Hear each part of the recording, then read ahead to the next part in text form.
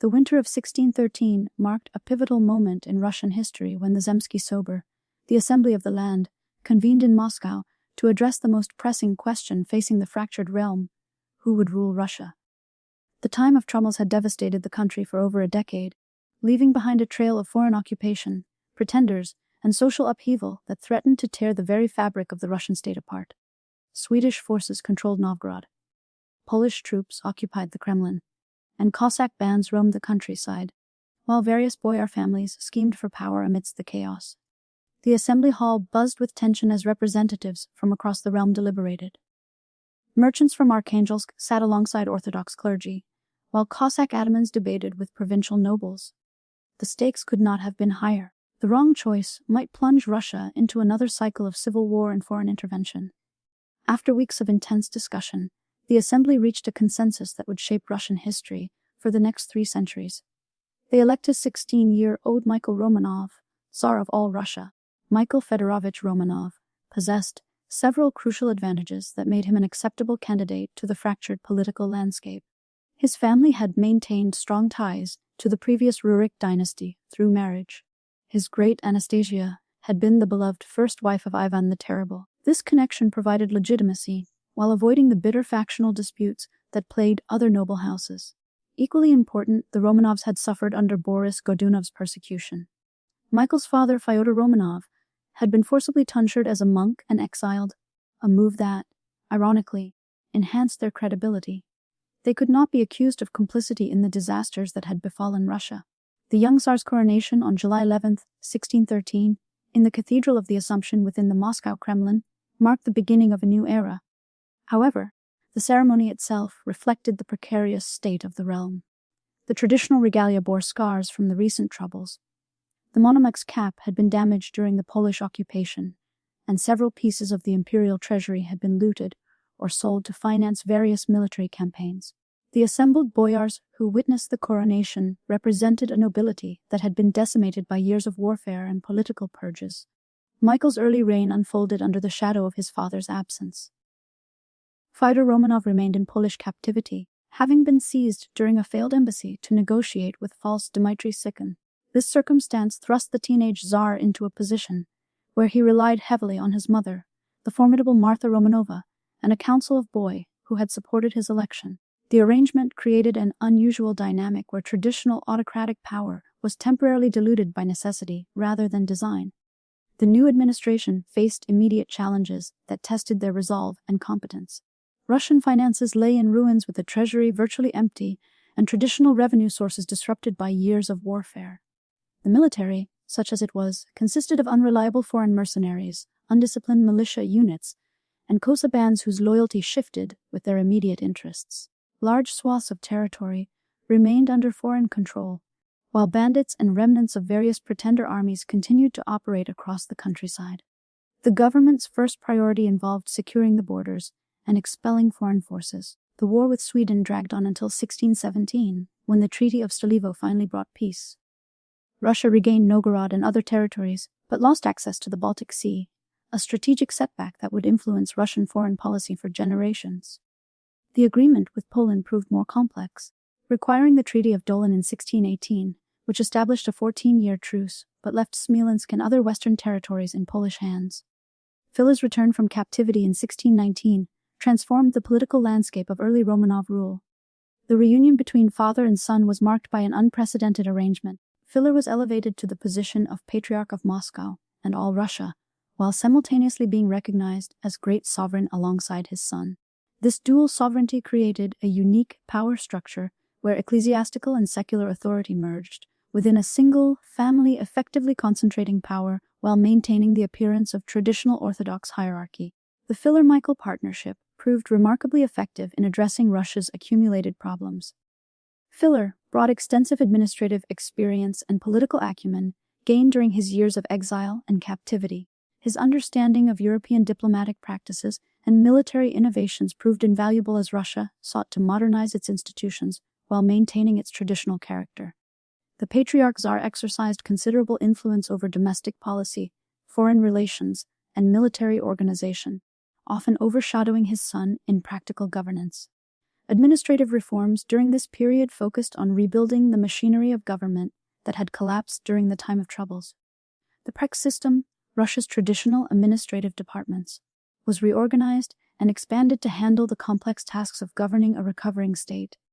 New departments were created to manage foreign affairs, military recruitment, and territorial administration.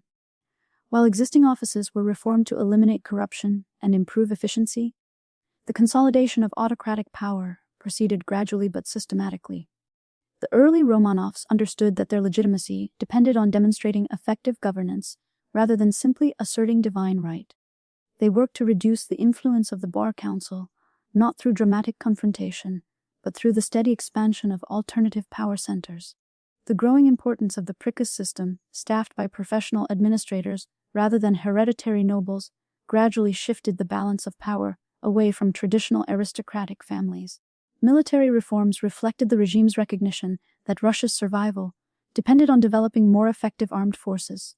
The traditional militia system had proven inadequate against professional European armies, leading to experiments with foreign military advisors and new organizational structures. Regiments of foreign formation trained and equipped according to European standards were established alongside traditional Russian units. These reforms required significant financial resources and represented a major departure from traditional military practices. The question of serfdom became increasingly central to the Romanov consolidation of power. The government faced competing pressures from different social groups. Nobles demanded greater control over their peasants to ensure labor stability, while the state needed reliable tax revenue and military recruitment. The gradual tightening of restrictions on peasant movement reflected these practical concerns rather than ideological commitment to bondage. The Code of 1649, promulgated under Michael's successor Alexis, would formalize these restrictions into a comprehensive system of serfdom that would endure for centuries. Territorial expansion during the early Romanov period focused primarily on Siberia and the Far East, regions that offered valuable resources, while avoiding direct confrontation with major European powers. The conquest of Siberia had begun under even the terrible with Arak's expedition, but systematic colonization and administration developed under the Romanovs. Cossack expeditions pushed ever eastward, establishing fortified towns and trading posts that served as centers of Russian authority in the vast wilderness. The expansion into Siberia involved complex interactions with indigenous peoples who possessed their own sophisticated political and social structures.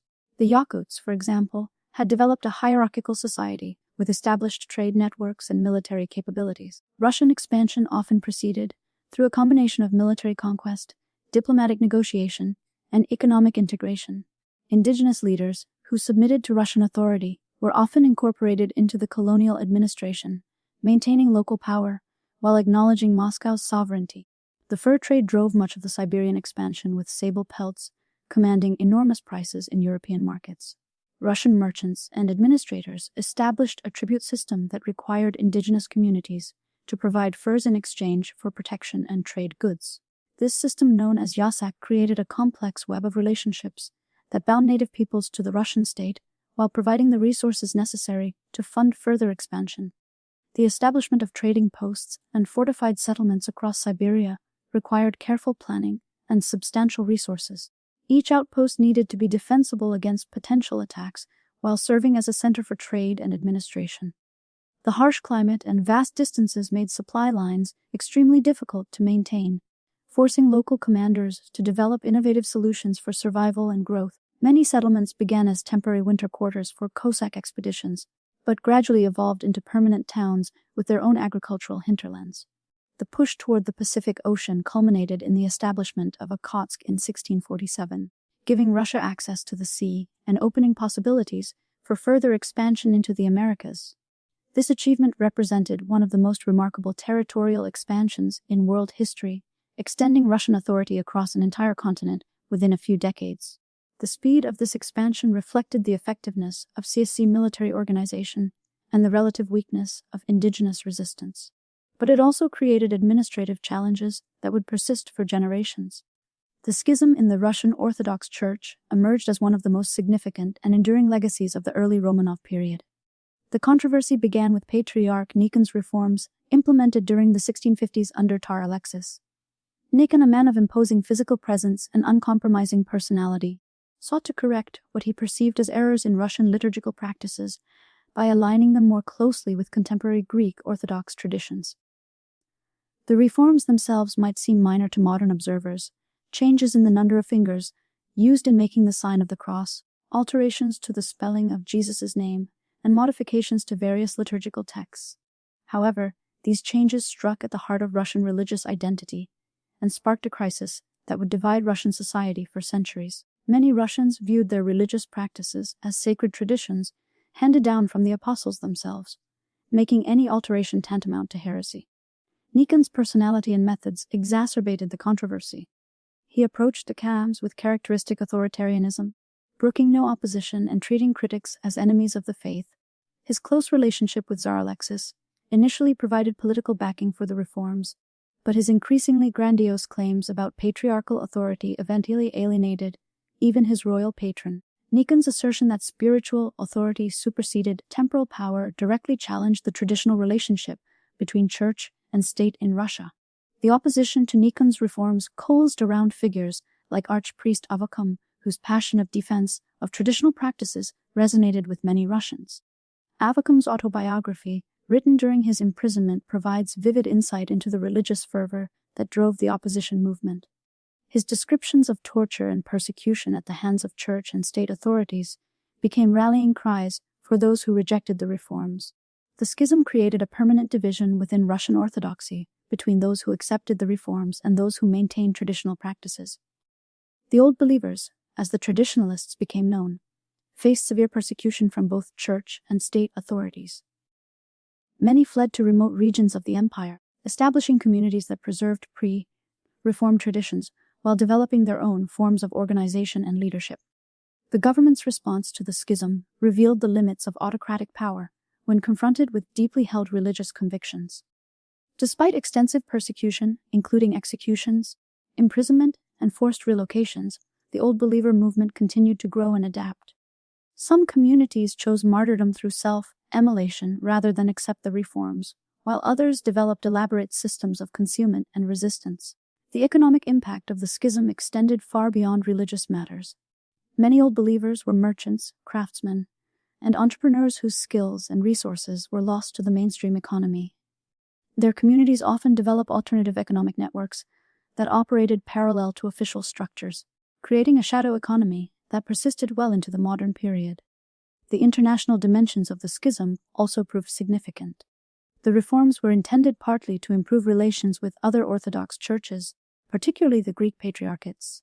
However, the violent implementation of the reforms and the persecution of traditionalists damaged Russia's reputation among Orthodox believers elsewhere. The schism also provided opportunities for foreign powers to exploit Russian internal divisions, with some European governments offering refuge to persecuted Old Believers. The consolidation of Romanov power during this period established patterns that would characterize Russian governance for centuries. The gradual strengthening of autocratic authority, the expansion of territorial control, and the integration of church and state created a distinctive form of imperial rule that combined traditional Russian elements with innovations borrowed from European models.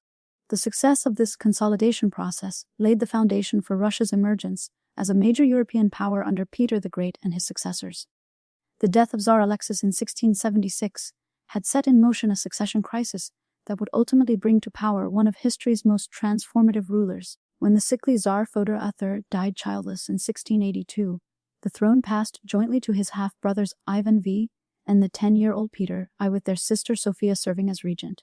This arrangement satisfied the competing claims of the Miloslavsky and Naryshkin families, but it also created an inherently unstable power structure that would shape Peter's early experiences and worldview. The Streltsy uprising of 1682 provided young Peter with his first brutal lesson in the realities of political power.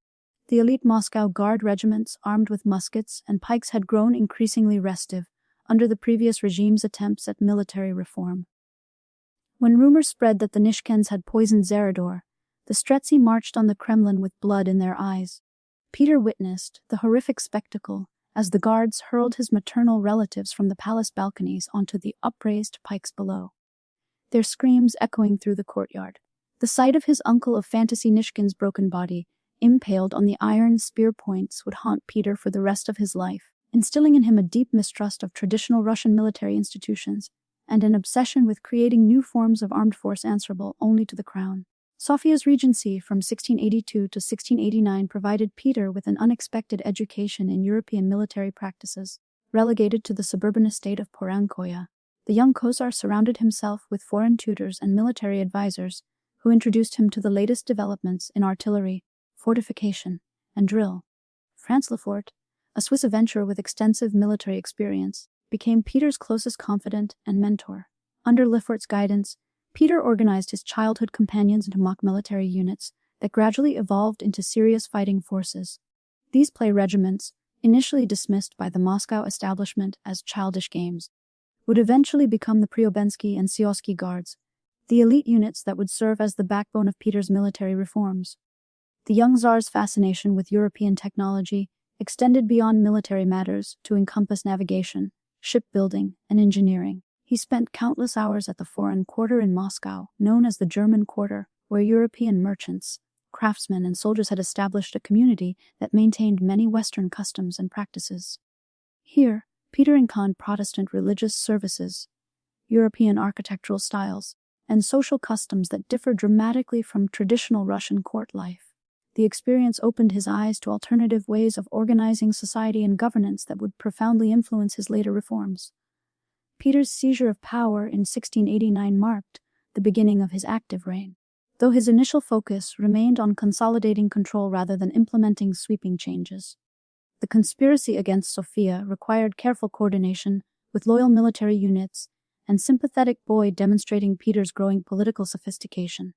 The regent's supporters, including the ambitious Prince Vasily Golitsyn, were systematically removed from positions of influence, while Peter's own associates from the German Quarter and the play regiments assumed increasingly important roles in government. The Azov campaigns of 1695 and 1696 provided Peter with his first taste of serious military command and revealed both the potential and limitations of Russian military power. The initial assault on the Ottoman fortress of Azov failed spectacularly, with Russian forces proving unable to coordinate their attacks or maintain effective siege operations.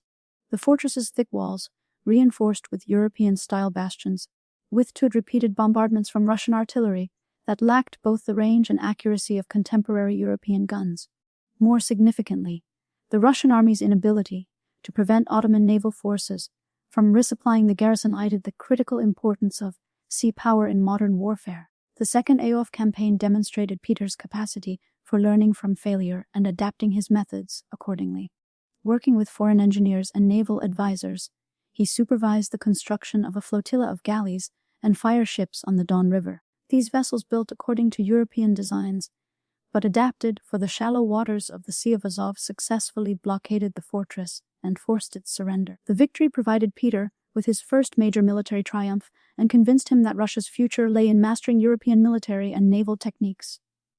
The Great Embassy of 1697 to 1698 represented an unprecedented departure from traditional Russian diplomatic practice. Never before had a reigning Tsar traveled abroad, and Peter's decision to journey incognito through Europe as part of a large diplomatic mission shocked both Russian and European observers.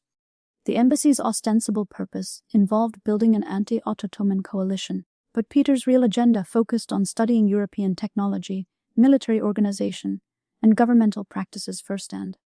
In Amsterdam, Peter worked as a common shipwright in the yards of the Dutch East India Company, learning the practical skills of naval construction while observing the commercial and financial systems that supported Dutch maritime power.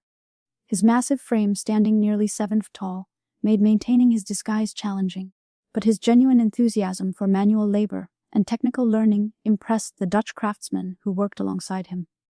The experience provided Peter with detailed knowledge of ship design, timber selection, and rigging techniques that would prove invaluable in his later efforts to create a Russian navy. The visit to England proved equally transformative as Peter observed the Royal Navy's operations at Portsmouth and Deptford. The sight of English ships of the line with their precise formations and devastating firepower convinced him that naval supremacy was essential for any nation aspiring to great power status. He recruited hundreds of British naval officers, shipwrights, and gunners to serve in Russia, offering generous salaries and the promise of rapid advancement in a new navy that would be built from scratch. According to the latest European standards, The Streltsy Rebellion of 1698 interrupted Peter's European tour and provided him with the opportunity to demonstrate his commitment to radical change. The traditional Moscow Guard regiments, already suspicious of the Tsar's foreign travels and European advisors, had risen in revolt while Peter was abroad. Their demands included the restoration of traditional Russian customs, the dismissal of foreign advisors, and Peter's return to Moscow to rule according to ancient precedents. The rebellion's suppression involved mass executions, conducted with a brutality that shocked even contemporary observers accustomed to harsh justice. Peter personally participated in the executions, wielding an axe to behead several Streltsy leaders, while forcing Boo and foreign diplomats to witness the proceedings. The systematic destruction of the Streltsy represented more than the suppression of a military revolt. It marked Peter's definitive break with traditional Russian military and political structures. The mass executions conducted in Red Square and other public spaces throughout Moscow served as a graphic demonstration of the consequences of resistance to royal authority. The bodies of executed Streltsy were left hanging from gallows for months, their decomposing corpses serving as constant reminders of the new order's ruthless determination to eliminate opposition. The Great Northern War began in 1700, with Russia's entry into an alliance with Denmark and Saxony-Poland against Sweden, then under the young King Charles the Torton.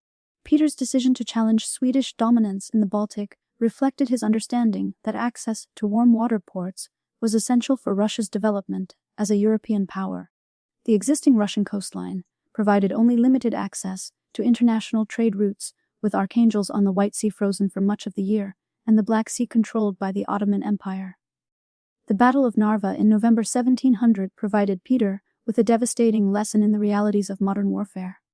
Charles the Titan's veteran Swedish army, despite being significantly outnumbered, routed the Russian forces in a snowstorm that turned the battlefield into chaos. The Swedish king's tactical brilliance and his soldiers' superior training and equipment proved decisive against Russian troops, who still relied largely on traditional fighting methods. The defeat was so complete that Charles the Port captured most of the Russian artillery and baggage train, leaving Peter's army in tatters and his reputation as a military commander in ruins. Rather than seeking peace after this humiliating defeat, Peter used the disaster at Narva as motivation for comprehensive military reform. He recognized that Russia could not compete with European powers using traditional military methods and began implementing changes that would transform the Russian army into a modern fighting force. The creation of new regiments, trained according to European standards, the establishment of militaries, and the systematic recruitment of foreign officers represented a complete departure from previous Russian military practices. The development of Russian metallurgy and armaments production became a crucial component of Peter's military reforms. The Tsar personally supervised the construction of new foundries and weapons factories, often working alongside foreign technicians to understand the production processes. The Tula Arms factory expanded and modernized under Peter's direction, began producing muskets and artillery pieces that matched European standards of quality and reliability. These industrial developments not only supported military needs, but also laid the foundation for Russia's later economic development. Peter's military reforms extended to every aspect of army organization and training. The traditional system of noble service, based on hereditary obligations and feudal relationships, was replaced by a merit-based hierarchy that promoted officers based on competence rather than birth. The table of ranks implemented in 1722 created a systematic structure for military and civilian advancement that would remain in place until the Russian Revolution. This system allowed talented individuals from humble backgrounds to rise to positions of authority, while ensuring that traditional nobles maintained their privileges only through demonstrated service to the state.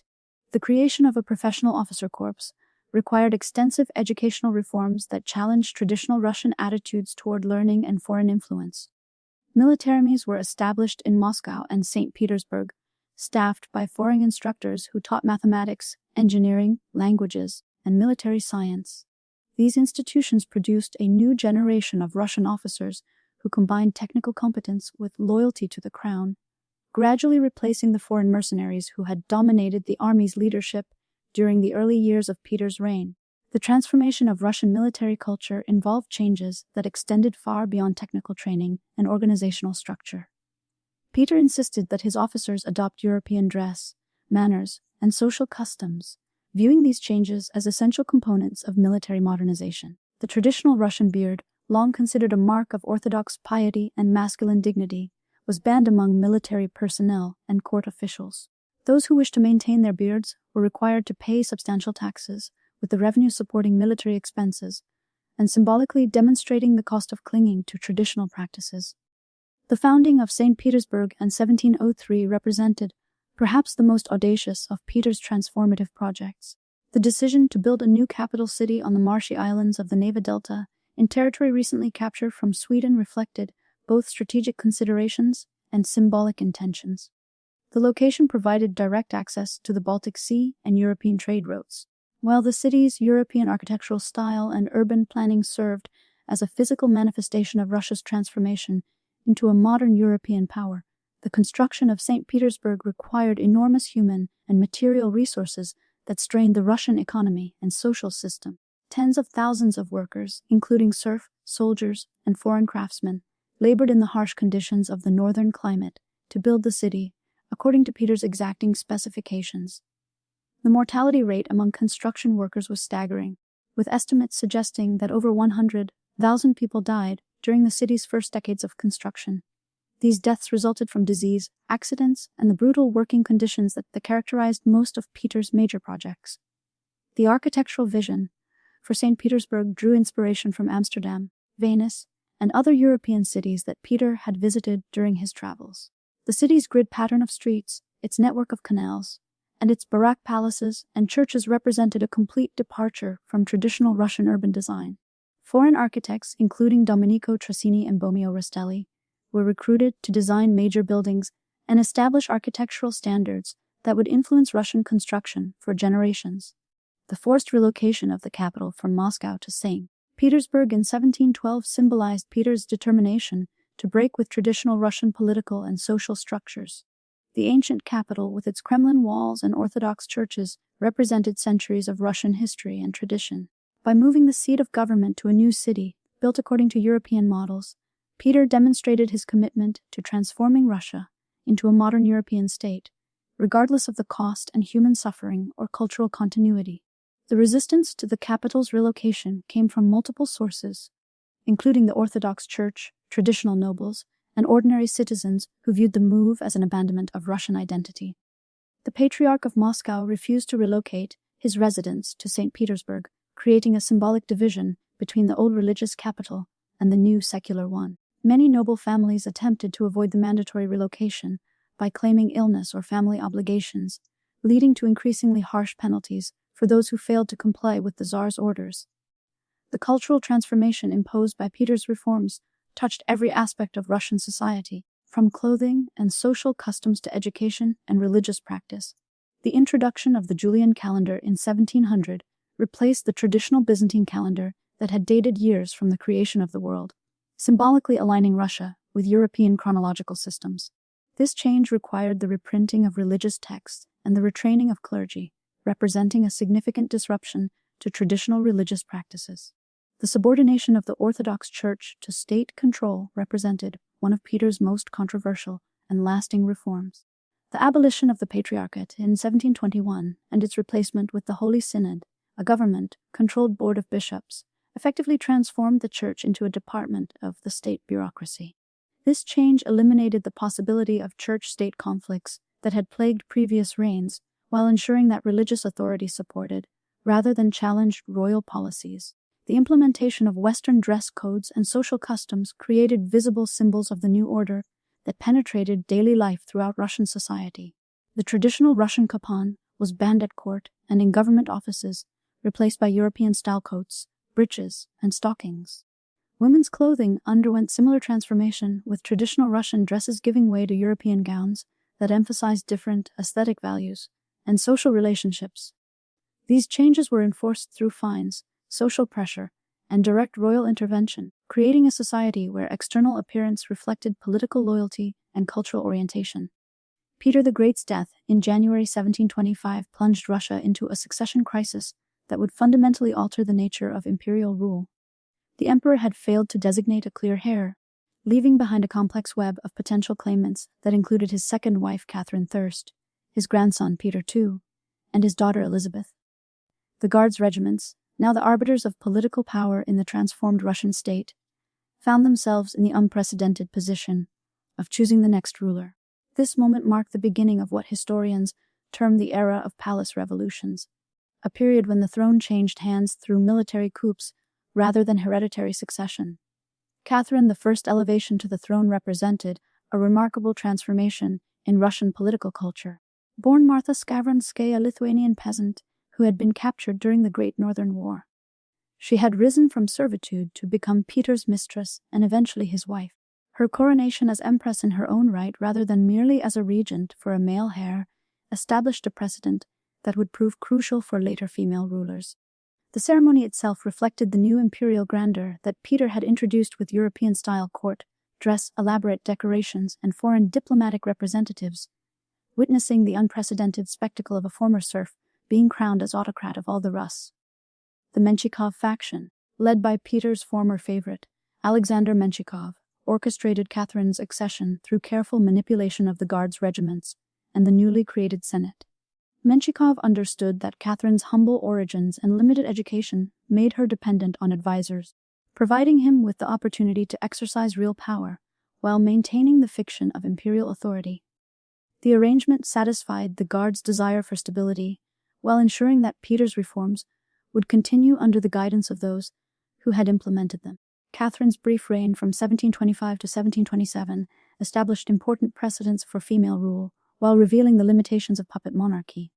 Her court maintained the European customs and ceremonies that Peter had introduced, with elaborate balls, theatrical performances, and diplomatic receptions that demonstrated Russia's commitment to its new cultural orientation.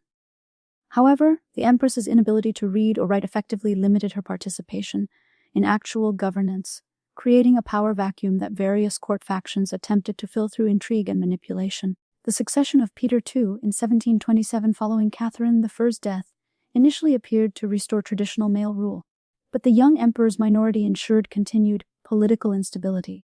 The Dolgoruki family, representing the old boy aristocracy that had been marginalized under Peter the Great, seized the opportunity to regain influence by isolating the boy emperor from his patron advisors. Prince Dmitry Dolgoruki became the dominant figure at court, arranging the exile of Menshikov and attempting to reverse many of Peter's reforms through a policy of deliberate traditionalism. The Dolgoruki ascendancy represented a systematic attempt to restore Prepetrine political and social structures. The court was moved back to Moscow, symbolically rejecting St. Petersburg and its European associations. Traditional Russian dress was encouraged, foreign advisors were dismissed, and the Orthodox Church was given greater autonomy in its internal affairs.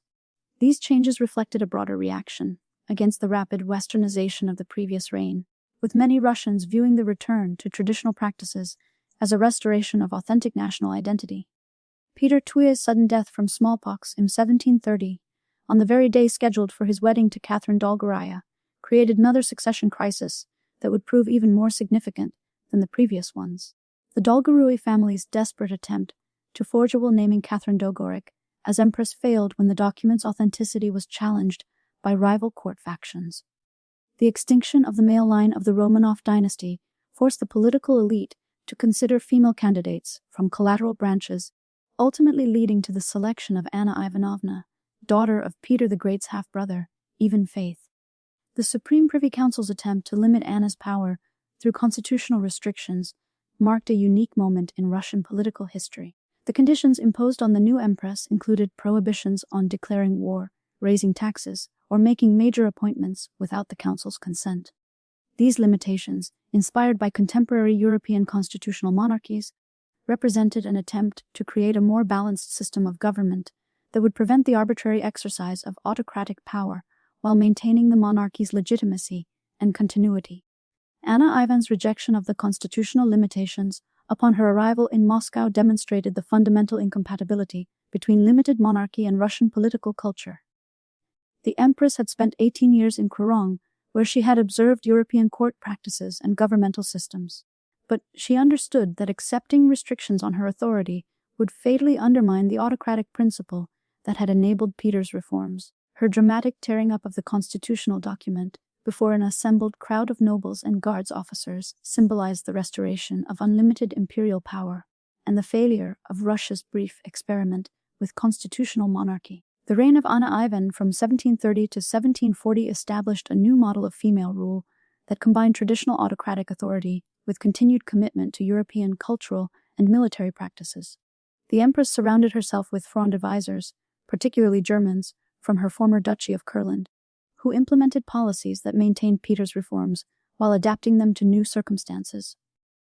Ernst Johann von, Hannah's favorite and rumored lover, became the dominant figure in Russian politics, using his influence to advance fellow Germans to positions of authority throughout the government and military. The so-called German domination during Anna's reign reflected practical considerations rather than ethnic prejudice or foreign control.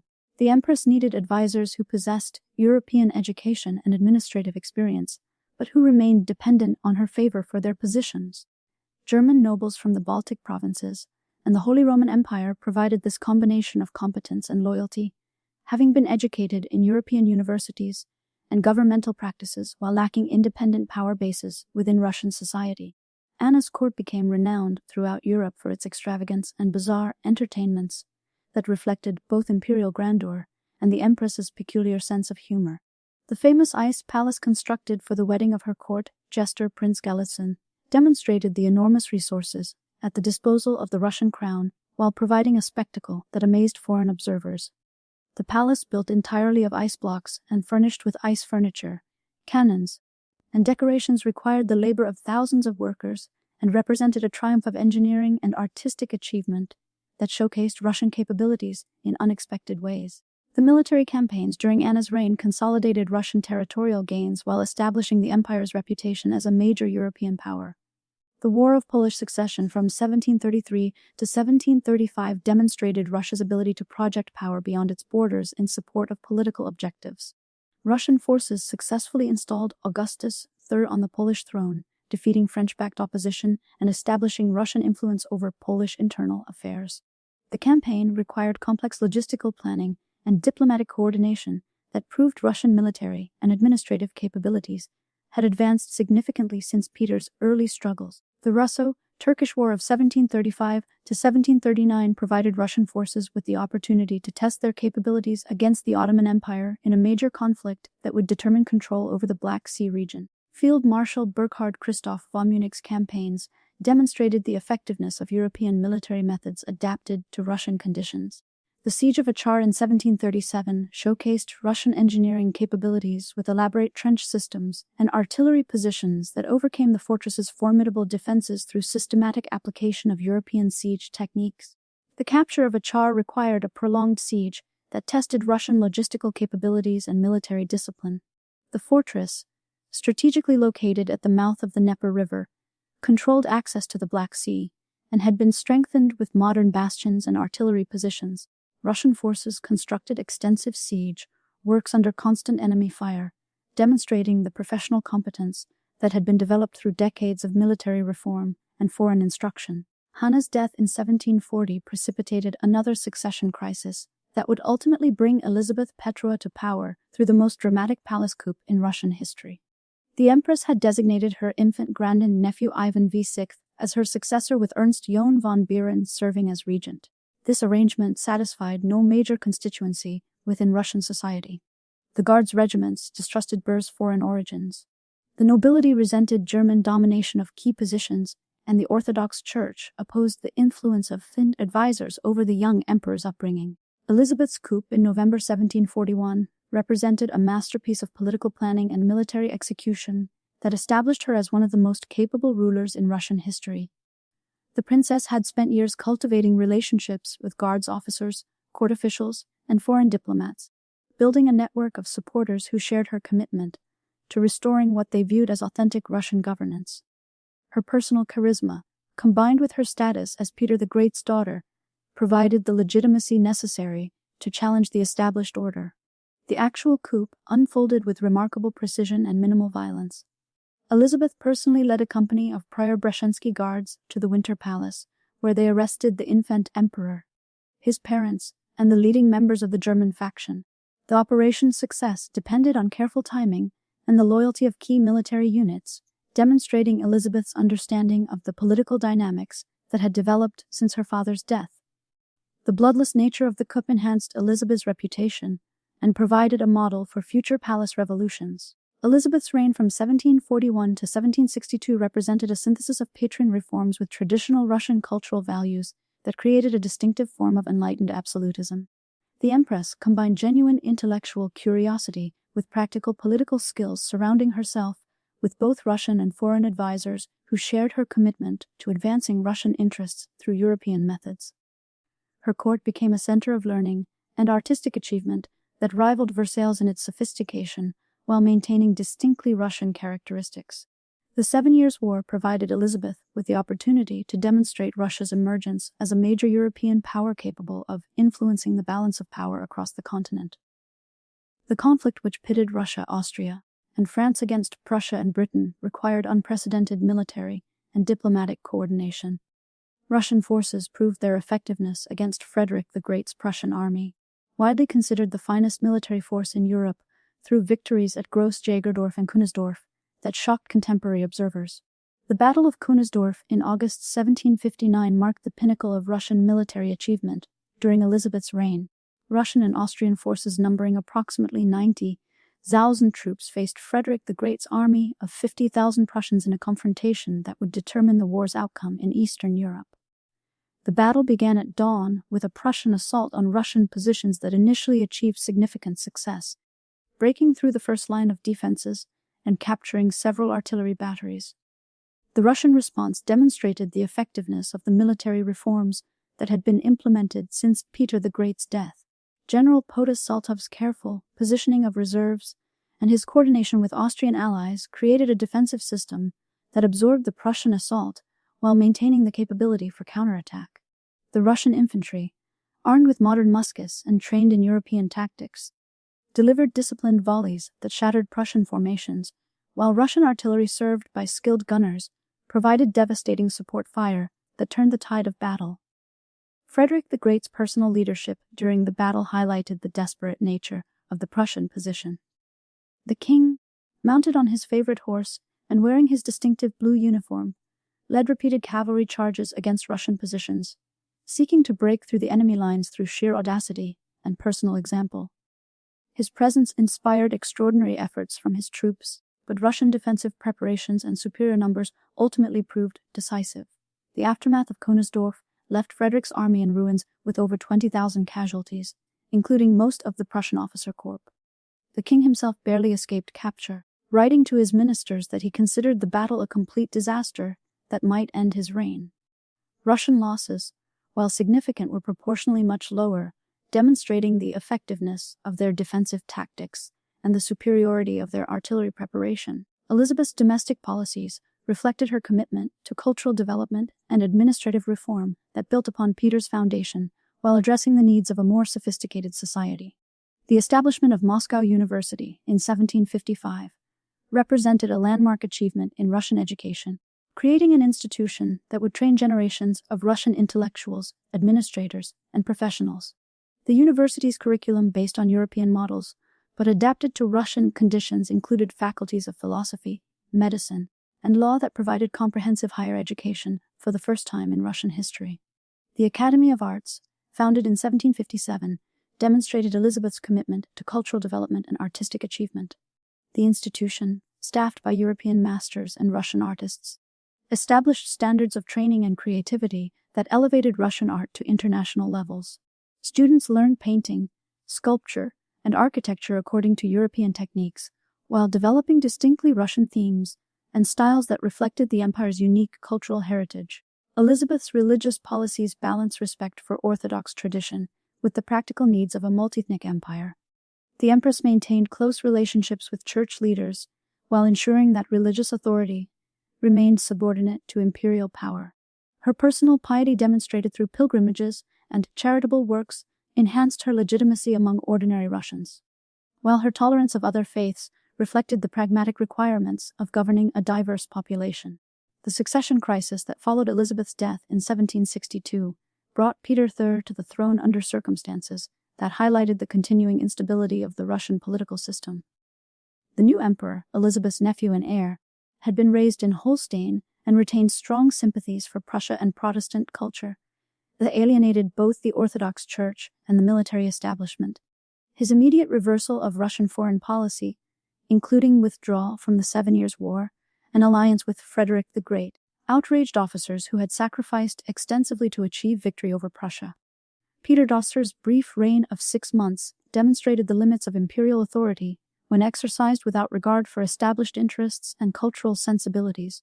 His attempts to reorganize the Orthodox Church according to Protestant models, his plans to withdraw Russia from European politics, and his obvious contempt for Russian customs and traditions created a coalition of opposition that included his own wife, Catherine, the emperor's German advisors, and his open preference for Holstein interests over Russian concerns provided his enemies with powerful arguments against his continued rule. Catherine's coup in June 1762 represented the culmination of the palace revolution tradition that had dominated Russian politics since Peter the Great's death. The conspiracy organized by Grigory Orlov and other Guards officers demonstrated the sophisticated political networks that had developed within the imperial system. Catherine's personal involvement in the planning and execution of the coup, including her dramatic appearance before the Guards regiments in borrowed military uniform, showcased the political skills that would make her one of Russia's most successful rulers. The arrest and subsequent death of Peter Thitter removed the last obstacle to Catherine's assumption of full imperial authority. The circumstances of the former emperor's death, officially attributed to natural causes, but widely believed to result from violence, demonstrated the brutal realities of Russian court politics.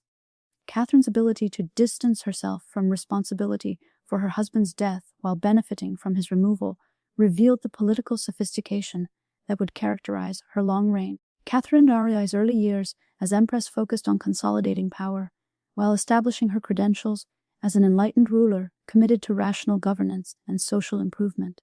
Her correspondence with Voltaire Diderot and other European intellectuals demonstrated her engagement with contemporary philosophical and political thought. The empress's commitment to legal reform, administrative efficiency, and cultural development reflected genuine intellectual conviction as well as practical political calculation. The Naz, or instruction published by Catherine in 1767, represented one of the most ambitious attempts at legal codification in 18th century Europe. The document, drawing heavily on the works of Montesquieu and Beccaria, outlined principles of rational governance that emphasized the rule of law, proportionate punishment, and protection of individual rights. The Nazis' 655 articles covered everything from criminal procedure to administrative organization, providing a comprehensive blueprint for governmental reform that influenced legal development throughout Europe. The Legislative Commission, convened in 1767 to implement the Naukaz's principles, brought together representatives from across the Russian Empire in an unprecedented experiment in participatory governance. The commission included delegates from the nobility, merchants, state peasants, and Cossacks, creating a forum for discussion of legal and social issues that had never before been addressed in such a comprehensive manner. The proceedings, conducted in Russian rather than Latin or French, demonstrated Catherine's commitment to involving Russian society in the process of governmental reform.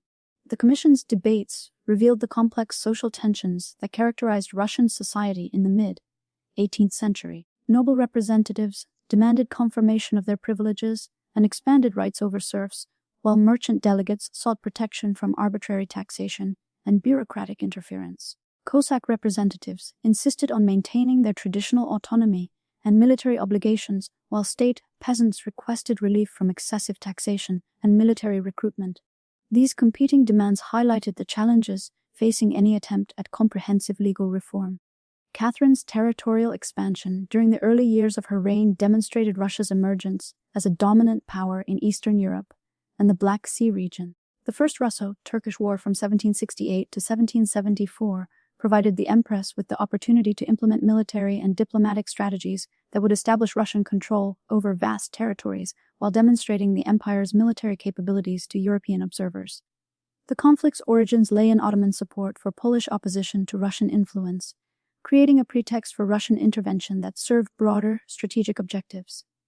The Siege of Benderi in 1770 showcased the evolution of Russian military engineering and artillery techniques since the early 18th century. Russian forces commanded by General Podorumans employed systematic siege methods that combined European techniques with innovations adapted to local conditions. The fortress, protected by modern bastions and defended by experienced Ottoman troops, required a prolonged siege that tested Russian logistical capabilities and military discipline. Russian siege operations at Bendery demonstrated the sophisticated coordination required for successful 18th-century warfare. Engineers constructed elaborate trench systems that approached the fortress walls while providing protection for advancing troops. Artillery batteries positioned according to careful mathematical calculations delivered concentrated fire that gradually destroyed the fortress's defenses. The siege's success required coordination between infantry, artillery, and engineering units that reflected the professional competence developed through decades of military reform. The naval victory at Kazmi in 1770 marked Russia's emergence as a significant naval power in the Mediterranean and demonstrated the empire's ability to project force far from its traditional areas of operation. The Russian fleet, commanded by Admiral Grigory Spiridov and advised by British officers, achieved a decisive victory over the Ottoman navy that eliminated Turkish naval power in the Aegean Sea. The battle's outcome resulted from superior Russian gunnery, tactical coordination, and the effective use of fire ships that destroyed much of the Ottoman fleet. The Treaty of Kuk-Kinikar in 1774 formalized Russian territorial gains while establishing the empire's influence over Ottoman internal affairs. The agreement granted Russia control over the Crimean Peninsula, access to the Black Sea, and the right to protect Orthodox Christians within the Ottoman Empire. These concessions provided Russia with the strategic advantages necessary for further expansion, while creating pretexts for future intervention in Ottoman affairs. The Pugachev Rebellion from 1773 to 1775 revealed the deep social tensions that underlay Catherine's enlightened reforms and territorial expansion. Emelian Pugachev, a Don Cossack who claimed to be the murdered Peter Athur, attracted support from serfs, Cossacks, and religious minorities who opposed the increasing centralization of the imperial authority. The rebellion's scale and duration demonstrated the fragility of Russian social order and the potential for popular uprising against autocratic rule. Pugachev's proclamations promised the abolition of serfdom, the elimination of noble privileges, and the restoration of traditional Cossack autonomy. These appeals resonated with diverse groups who had been marginalized by Catherine's reforms and territorial expansion. The rebellion's support base included Bashars, Tatars, and other ethnic minorities who resented Russian colonial policies, as well as Old Believers and other religious dissidents who opposed state control of religious practice. The suppression of the Pugachev Rebellion required extensive military operations that diverted resources from the Turkish War and revealed the limitations of Russian administrative control over distant territories. General Alexander Suvorov's final defeat of Pugachev's forces demonstrated the effectiveness of professional military units against irregular troops. But the rebellion's duration and geographical extent highlighted the challenges of governing a vast empire with limited administrative resources. Catherine the Great's death on November 17, 1796, marked the end of an era that had seen Russia emerge as a dominant European power. But it also ushered in a period of profound uncertainty and dramatic reversals that would test the empire's stability and resilience. Her son Paul I, who had waited 34 years to inherit the throne, ascended to power with a complex mixture of resentment toward his mother's policies and a burning desire to restore what he perceived as proper autocratic authority. The new emperor's physical appearance reflected his troubled psychological state. His snub nose, protruding eyes, and nervous mannerisms created an impression of instability that would prove prophetic for his reign. Paul's first acts as emperor revealed his intention to systematically reverse his mother's policies and establish a new order based on rigid military discipline and Prussian-style administration. Within days of his accession, he recalled thousands of officers and officials whom Catherine had dismissed or exiled, while simultaneously dismissing many of her favorites and appointees. The emperor's obsession with military precision extended to the most minute details of court life, with elaborate regulations governing everything from the length of soldiers' hair to the exact angle at which hats must be worn. Foreign observers noted that the imperial court now resembled a military barracks more than the center of European culture and diplomacy. The new emperor's admiration for Prussian military organization led to comprehensive reforms that transformed the Russian army's appearance and procedures while often undermining its effectiveness. Paul ordered the adoption of Prussian-style uniforms complete with powdered hair, tight-fitting coats, and elaborate ceremonial accessories that proved impractical for actual military service. The emperor personally supervised drill exercises in the palace courtyard, correcting the smallest errors in formation or movement, while subjecting officers to public humiliation for minor infractions. These changes created widespread resentment among military personnel who had served with distinction under Catherine's more flexible system. Paul's foreign policy represented an equally dramatic departure from his mother's approach, characterized by sudden shifts in alliances and strategic objectives that confused both Russian diplomats and European partners. Initially, the emperor withdrew Russia from the Second Coalition against France, expressing admiration for Napoleon's military genius and authoritarian methods. This decision shocked European courts that had relied on Russian military support against French expansion.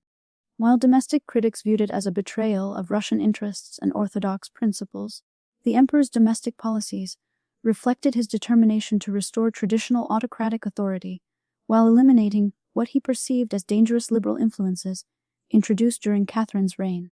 The charter to the nobility, which had guaranteed noble privileges and limited government interference in aristocratic affairs, was effectively suspended through a series of decrees that subjected nobles to corporal punishment, arbitrary arrest, and confiscation of property.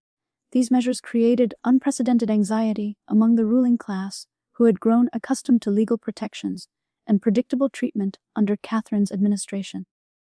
Paul's treatment of the Guards regiments, traditionally the arbiters of political power in Russia, demonstrated his fundamental misunderstanding of the forces that had shaped imperial politics since Peter the Great's death. The emperor subjected Guards officers to the same rigid discipline and humiliating punishments that he imposed on regular army units, failing to recognize that these men possessed both the capability and inclination to remove rulers who threatened their interests. His public reprimands of senior officers, including physical violence against those who failed to meet his exacting standards, created a climate of fear and resentment that would ultimately prove fatal. The emperor's personal eccentricities became increasingly pronounced as his reign progressed, manifesting in bizarre regulations and arbitrary decisions that affected every aspect of Russian society. Paul banned the waltz as morally corrupting, prohibited the wearing of round hats as symbols of revolutionary sentiment, and required citizens to kneel when his carriage passed, regardless of weather conditions or street surfaces. These measures, while seemingly trivial, created a pervasive atmosphere of uncertainty and fear that extended throughout Russian society. The construction of the Mikhailovsky Castle represented Paul's paranoid obsession with security and his growing isolation from Russian society. The fortress, like structure surrounded by moats and drawbridge bridges, reflected the emperor's fear of assassination, while symbolizing his alienation from the people he ruled. The castle's design incorporated the latest military engineering techniques with bastions, gun emplacements, and underground passages that could theoretically protect the emperor from any conceivable threat. The irony that Paul would ultimately be murdered within this supposedly impregnable fortress demonstrated the futility of his security measures. Paul's renewed alliance with Britain and Austria in 1798 marked another dramatic reversal in Russian foreign policy that reflected his impulsive decision-making and susceptibility to external influence.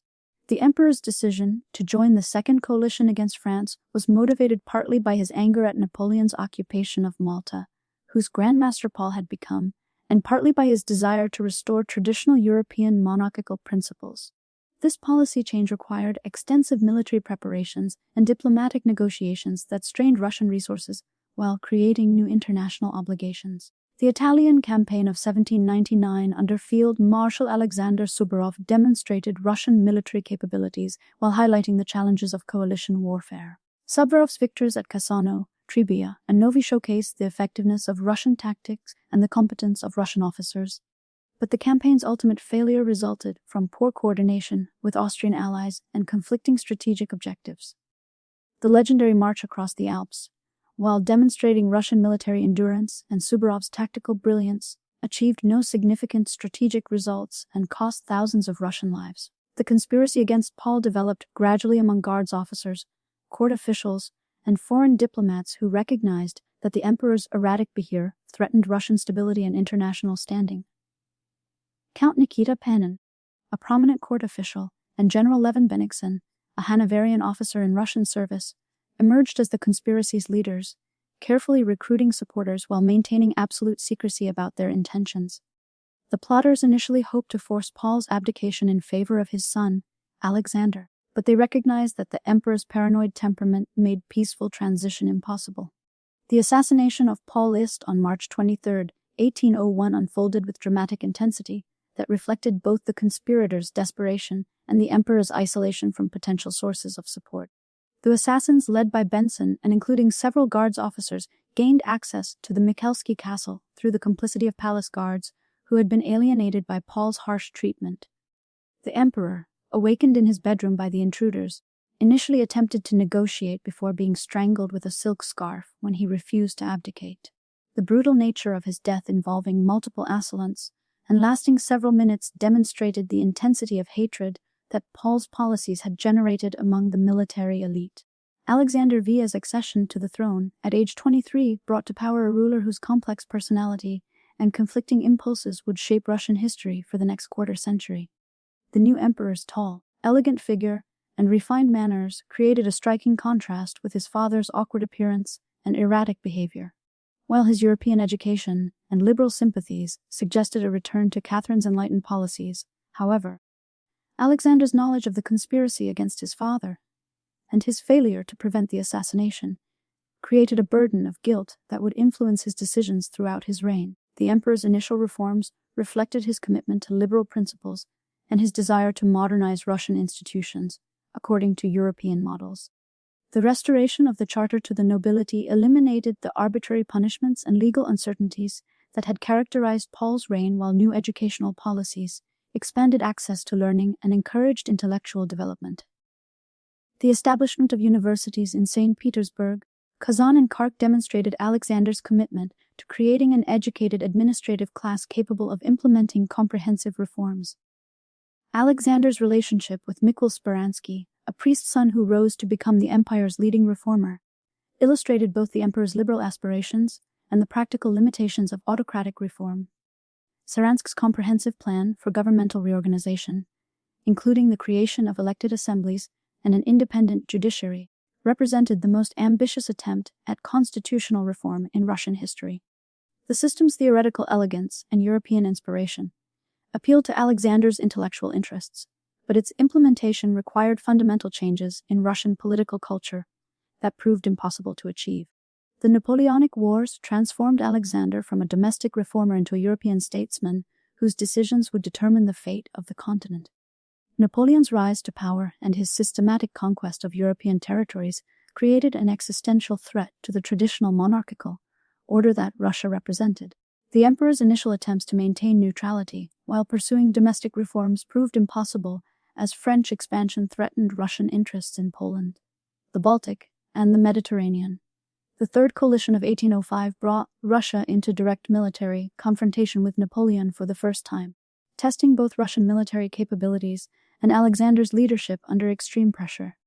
The emperor's decision to personally command Russian forces reflected his sense of dynastic honor and his belief that royal presence would inspire greater efforts from his troops. However, his lack of military experience and his tendency to defer to Austrian strategic advice created conditions that would lead to disaster at Olstitz. The Battle of Olitz on December 2, 1805 marked one of the most decisive defeats in Russian military history and demonstrated Napoleon's tactical genius at its peak. The engagement began before dawn, with Russian and Austrian forces numbering approximately 85,000 troops attempting to outflank Napoleon's supposedly smaller army of 73,000 French soldiers.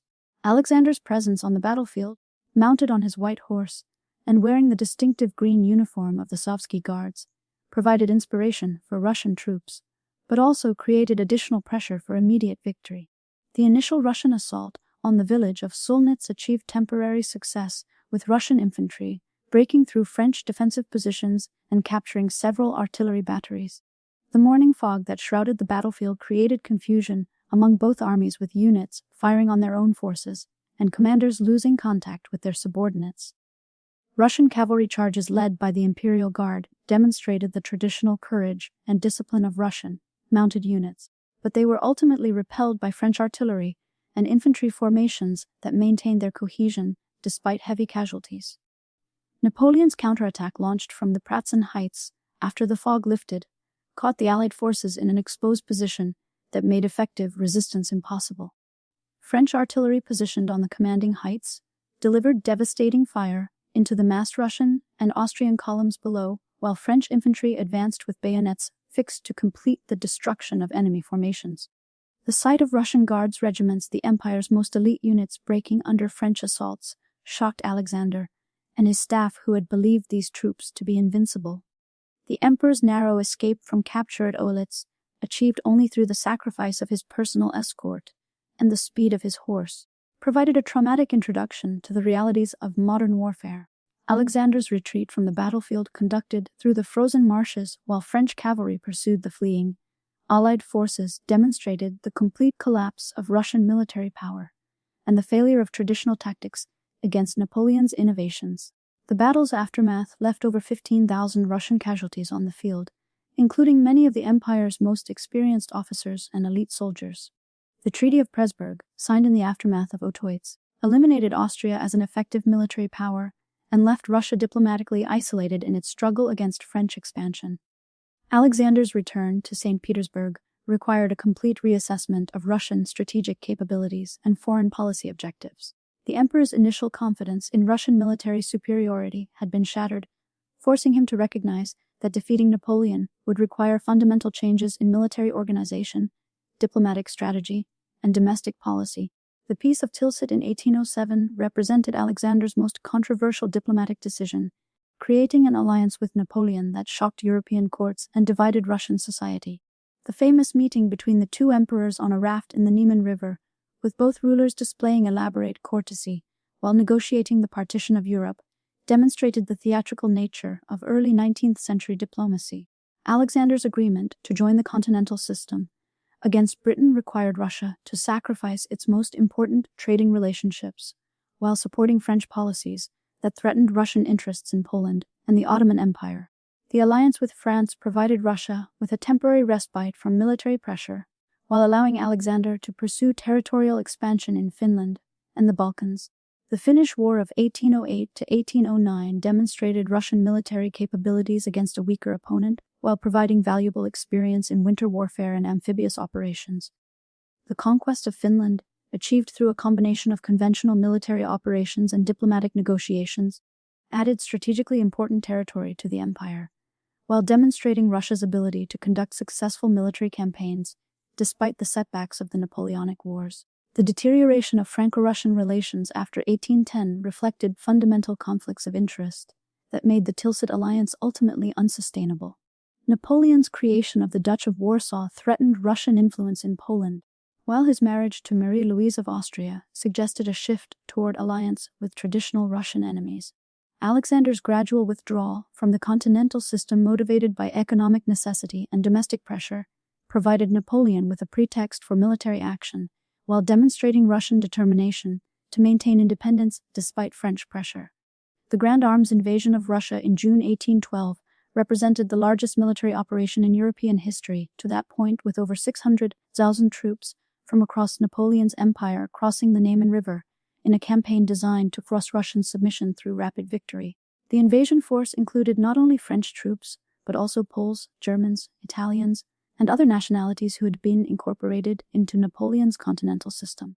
The army's massive supply trains, stretching for hundreds of miles, carried provisions for what Napoleon expected to be a brief campaign, culminating in a decisive battle near the Russian frontier. Alexander's decision to avoid immediate battle while withdrawing deeper into Russian territory reflected both strategic calculation and practical necessity. The emperor understood that Russian forces, numbering approximately 200,000 troops divided into two separate armies, could not match the Grand Army in open battle. The strategy of trading space for time, while allowing Russian forces to concentrate and receive reinforcements, offered the best hope of ultimate victory, despite the political costs of abandoning Russian territory to foreign occupation. The appointment of Mikhail Kutuzov as commander-in-chief represented Alexander's recognition that defeating Napoleon required military leadership with both tactical competence and popular credibility. Kutuzov's advanced age, physical disabilities, and reputation for cunning rather than heroism made him an unlikely choice for supreme command. But his experience in previous wars against European powers and his understanding of Russian military culture proved decisive. The general's ability to maintain army morale while conducting a strategic retreat demonstrated the importance of leadership that soldiers could trust and understand. The Battle of Borodino on September 7, 1812 marked the climactic confrontation between Russian and French forces in an engagement that would determine the campaign's outcome. The battle began at dawn with French artillery bombardment of Russian positions, followed by infantry assaults on the fortified villages of Borodino and Sayanovskaya. Russian defensive preparations, including elaborate earthworks and artillery positions, reflected Kutsev's understanding that Russian forces must maximize their defensive advantages while minimizing French tactical superiority. The fighting at Borodino demonstrated the devastating effectiveness of early 19th century artillery, with both armies employing hundreds of cannons that created unprecedented destruction on the battlefield. Russian artillery, served by experienced gunners and positioned according to careful calculation, delivered concentrated fire that shattered French assault columns and cavalry charges. The famous battery at the center of Russian positions, commanded by General Revsky, became the focus of repeated French attacks that resulted in enormous casualties for both sides. Napoleon's failure to commit his imperial guard at the crucial moment of the battle reflected his recognition that victory at Borodino would not end the campaign if it came at the cost of his most reliable troops. The emperor's decision to preserve his elite units while accepting tactical stalemate demonstrated the strategic thinking that had made him master of Europe. But it also allowed Russian forces to maintain their cohesion and fighting capability. The battle's aftermath left both armies severely weakened, with combined casualties exceeding 70,000 men, but Russian forces retained their organizational structure and command hierarchy. The French occupation of Moscow marked the apparent culmination of Napoleon's campaign, but the burning of the ancient capital transformed apparent victory into strategic disaster. The fires that consumed much of the city, whether started by Russian patriots or French soldiers, eliminated the supplies and shelter that the Grand Army needed for winter operations.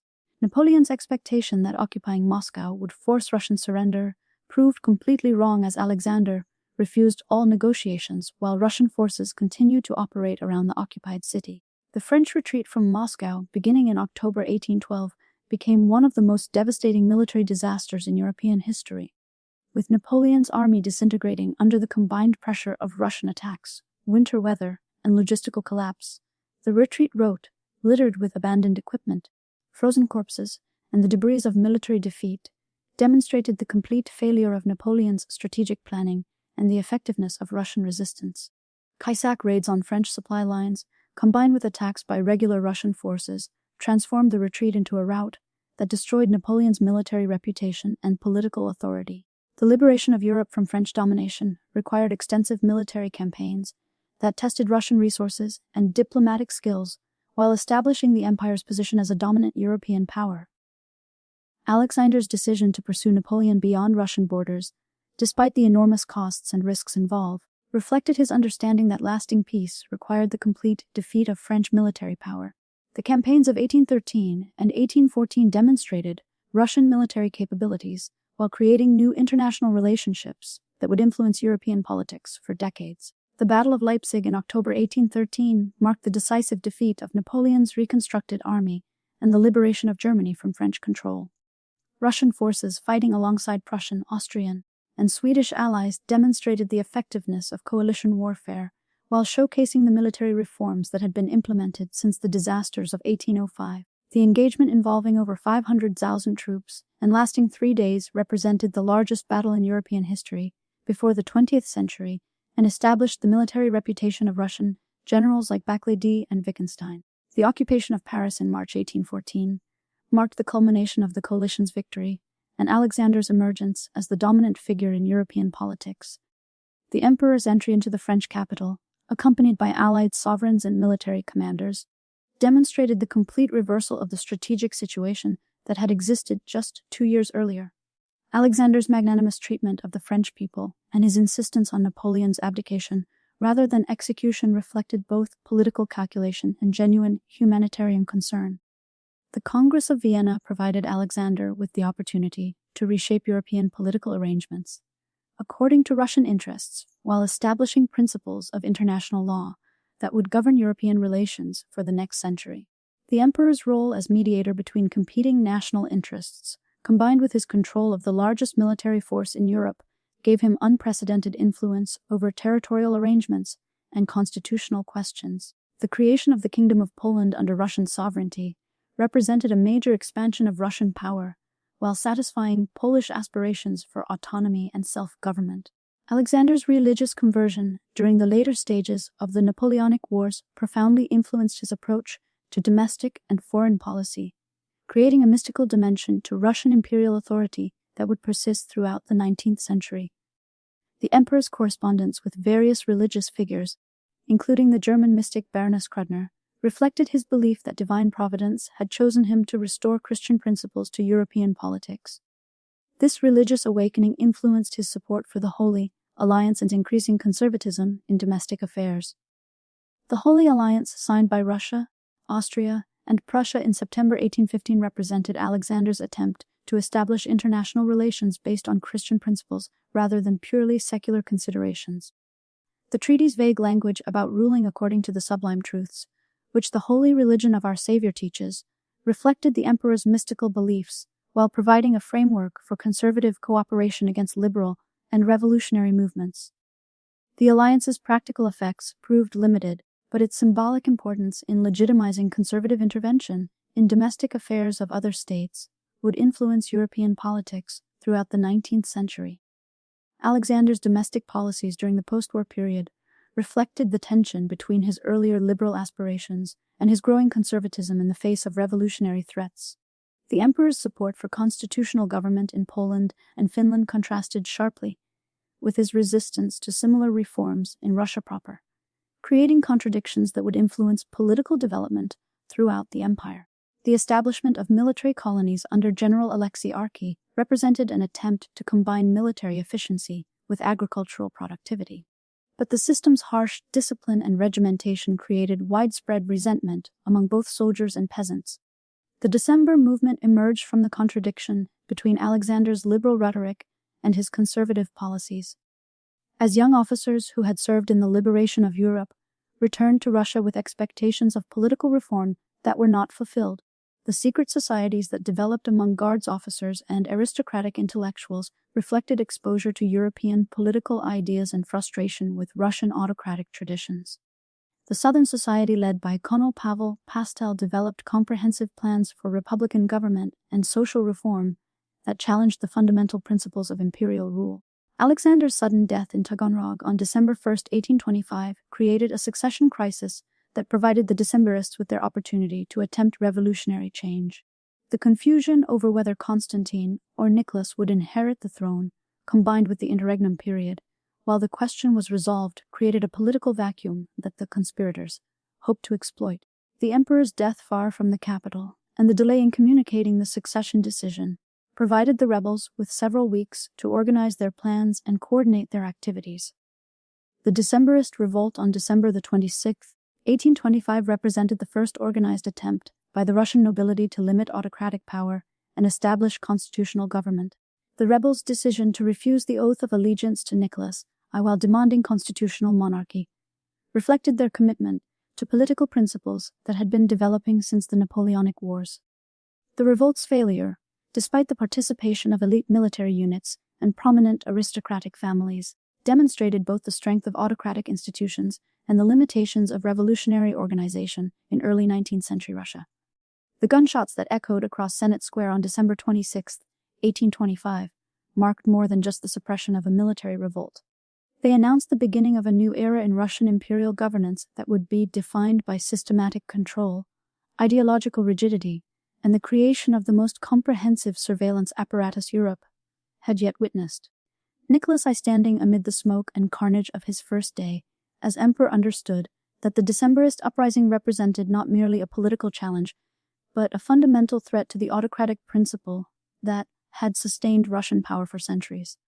The sight of his own guards officers lying dead in the snow, their blood staining the cobblestones of the capital, convinced the new emperor that Russia's survival depended on the complete elimination of liberal ideas and the establishment of absolute control over every aspect of Russian society. The investigation that followed the revolt's suppression revealed the extent to which European political ideas had penetrated Russian educated society, shocking Nicholas and his advisors with evidence of secret societies, constitutional plans, and republican sympathies among the empire's most privileged classes. The interrogations conducted personally by the emperor in the Peter and Paul fortress exposed networks of conspiracy that extended throughout the military, bureaucracy, and aristocracy. Nicholas spent hours questioning individual conspirators, taking detailed notes on their motivations, connections, and political beliefs while developing a comprehensive understanding of the ideological threats facing his regime. The emperor's physical presence during these interrogations reflected his hands-on approach to governance and his determination to understand personally the forces that threatened imperial authority. Standing over 6 tall with penetrating blue eyes and a military bearing that commanded immediate attention, Nicholas possessed the imposing presence necessary to intimidate prisoners while extracting crucial information about revolutionary networks. His methodical approach to questioning, combined with promises of mercy for those who cooperated, fully yielded detailed confessions that provided the foundation for the surveillance system he would subsequently establish. The execution of 5 December leaders on July 25, 1826 demonstrated Nicholas's commitment to using exemplary punishment as a deterrent to future revolutionary activity. The hanging of Pavel Pesel, Kondraty Rylev, Sergei Moraviev-Apostol, Mikhail Bestrijov Rumin, and Piotr Kakhovsky in the courtyard of the Peter and Paul fortress marked the first political executions in Russia since the reign of Elizabeth, symbolizing the new emperor's willingness to use extreme measures to maintain order. The botched nature of the executions, with several ropes breaking and requiring the condemned men to be hanged twice, created an atmosphere of horror that spread throughout Russian society and demonstrated the regime's determination to rush opposition, regardless of the methods required. The establishment of the Third Section in 1826 represented Nicholas's most significant institutional innovation, creating a secret police organization that would monitor, investigate, and suppress any activities deemed threatening to imperial authority. General Alexander Benendorf, appointed as the Third Section's first chief, brought to the position extensive experience in military intelligence and a sophisticated understanding of European revolutionary movements. His elegant appearance, refined manners, and multilingual capabilities masked a ruthless efficiency in organizing surveillance networks that would penetrate every level of Russian society. The Third Section's organizational structure reflected the systematic approach that characterized Nicholas's entire reign, with specialized departments responsible for monitoring different segments of society and types of potential threats. The Political Police Section focused on tracking revolutionary activities, maintaining files on suspected dissident, and infiltrating secret societies before they could organize effective opposition. The Censorship Department reviewed all published materials, from books and newspapers to private correspondence, ensuring that dangerous ideas could not spread through Russian society. The Religious Affairs Section monitored old believers, sectarians, and other religious minorities whose alternative loyalties might threaten state authority. The network of informants that the Third Section developed throughout the empire created an atmosphere of suspicion and fear that fundamentally altered social relationships in Russian society. University professors found their lectures monitored by student informants, while aristocratic salons operated under the constant threat of surveillance by servants or guests who reported conversations to the authorities. The system's effectiveness depended not only on paid agents, but also on voluntary informants who believed they were serving the state by reporting suspicious activities or conversations. This voluntary cooperation reflected the success of Nicholas's ideological campaign to identify loyalty to the emperor with patriotic duty and Orthodox faith. The Third Section's headquarters on Fontana Street in St. Petersburg became a symbol of the new order's omnipresence, with its yellow building serving as a constant reminder of the state's surveillance capabilities. The organization's distinctive blue uniforms, worn by agents conducting investigations and arrests, created a visible presence throughout Russian cities that reinforced the message that no activity escaped official attention. The psychological impact of this visibility often proved more effective than actual surveillance, as citizens modified their behavior based on the assumption that they were being watched even when no agents were present. The development of the official nationality doctrine under Education Minister Sergei Overov provided the ideological framework that justified and legitimized Nicholas's authoritarian policies. The formula of orthodoxy, autocracy, and nationality offered a comprehensive worldview that presented Russian imperial institutions as the natural and divinely ordained expression of Russian national character. This doctrine rejected European liberal ideas as foreign impositions that threatened Russia's unique historical development and spiritual mission, creating an intellectual foundation for resistance to political reform and cultural westernization. The Orthodox component of official nationality emphasized the Russian Orthodox Church's role as the guardian of national identity and the source of moral authority that legitimized imperial rule. Nicholas's policies strengthened church influence over education, censorship, and social policy while presenting religious orthodoxy as inseparable from political loyalty. The emperor's personal piety demonstrated through regular church attendance and support for monastic institutions provided a model for the integration of religious faith with imperial service that was expected of all Russian subjects. The autocracy principle within official nationality doctrine presented unlimited imperial power as the only form of government suited to Russian conditions and national character. Oburov's theoretical writings argued that constitutional limitations on royal authority, while perhaps appropriate for other European nations, would destroy the unity and strength that had enabled Russia to survive centuries of foreign invasion and internal strife. This argument provided intellectual justification for rejecting political reforms while presenting autocratic rule as a patriotic necessity rather than arbitrary tyranny. The nationality component of the doctrine emphasized the unique character of Russian civilization and its superiority to European alternatives, creating a framework for cultural policy that promoted Russian language, customs, and institutions while suppressing minority cultures within the empire. This aspect of official nationality supported policies that restricted the use of Polish, Lithuanian, and other non-Russian languages in education and administration while promoting Russian settlement in border regions. The doctrine's emphasis on Russian cultural superiority provided justification for imperial expansion and colonial policies that brought non-Russian peoples under direct imperial control. The implementation of official nationality doctrine through the educational system created a generation of Russian intellectuals and administrators who had been trained to view autocratic rule and Orthodox faith as natural and necessary components of Russian identity. University curricula were revised to emphasize Russian history, literature, and philosophy while reducing exposure to European political and social theories. The appointment of government officials to university positions ensured that academic instruction supported, rather than challenged imperial policies, creating an intellectual environment that reinforced rather than questioned existing political arrangements. The Polish uprising of 1830 provided Nicholas with his first major test as emperor and an opportunity to demonstrate his commitment to suppressing revolutionary movements throughout Europe. The revolt began in Warsaw on November 29, 1830, when Polish military cadets attacked the residence of Grand Duke Constantine, the emperor's brother, who served as viceroy of Poland. The uprising quickly spread throughout the Polish territories with revolutionary committees proclaiming independence and organizing military resistance to Russian rule. The rebels' initial success in capturing Warsaw and defeating Russian forces at Stoczek created expectations of European support that would prove tragically misplaced.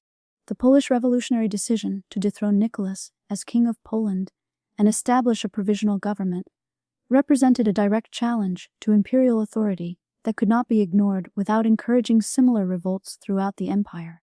The emperor's response demonstrated his understanding that successful suppression of the Polish revolt was essential for maintaining Russian credibility as a European power and preventing the spread of revolutionary ideas to other imperial territories.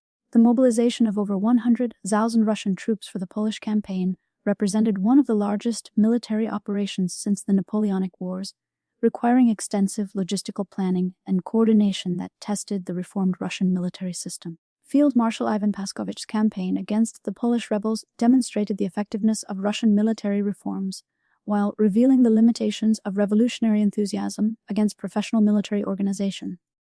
The Siege of Warsaw, lasting from September 6 to September 8, 1831, showcased Russian artillery capabilities and engineering skills that had been developed through decades of European warfare. The bombardment of the Polish capital, conducted with mathematical precision and devastating effect, forced the surrender of rebel forces while demonstrating Russian determination to use whatever force was necessary to maintain imperial control. The aftermath of the Polish revolt suppression involved systematic policies designed to eliminate Polish autonomy and integrate the former kingdom fully into the Russian imperial system. The constitution that Alexander the had granted to Poland was revoked, while Polish administrative institutions were replaced by Russian provincial governments that operated according to imperial rather than local laws. The University of Warsaw was closed. Polish schools were placed under Russian supervision, and the use of Polish language in official proceedings was prohibited. These measures reflected Nicholas's belief that successful imperial control required not only military victory, but also the elimination of alternative sources of authority and identity. The confiscation of Polish estates and their redistribution to Russian nobles represented both punishment for rebellion and a systematic attempt to alter the social structure of former Polish territories. Thousands of Polish landowners lost their properties, which were granted to Russian military officers and civilian officials who had served loyally during the suppression of the revolt. This policy created a new Russian landowning class in Poland, while eliminating the economic foundation of Polish aristocratic independence. The settlement of Russian administrators and their families in Polish cities further reinforced imperial control, while creating communities that maintained loyalty to St. Petersburg rather than local interests. The deportation of Polish revolutionaries to Siberia established precedents for the treatment of political prisoners that would characterize Russian imperial policy for the remainder of the 19th century. The forced march of thousands of Polish soldiers and civilians to remote settlements in Siberia created a system of political exile that served both punitive and preventive purposes. The harsh conditions of Siberian exile, combined with the impossibility of return without imperial permission, provided a deterrent to future revolutionary activity while removing dangerous individuals from areas where they might organize resistance.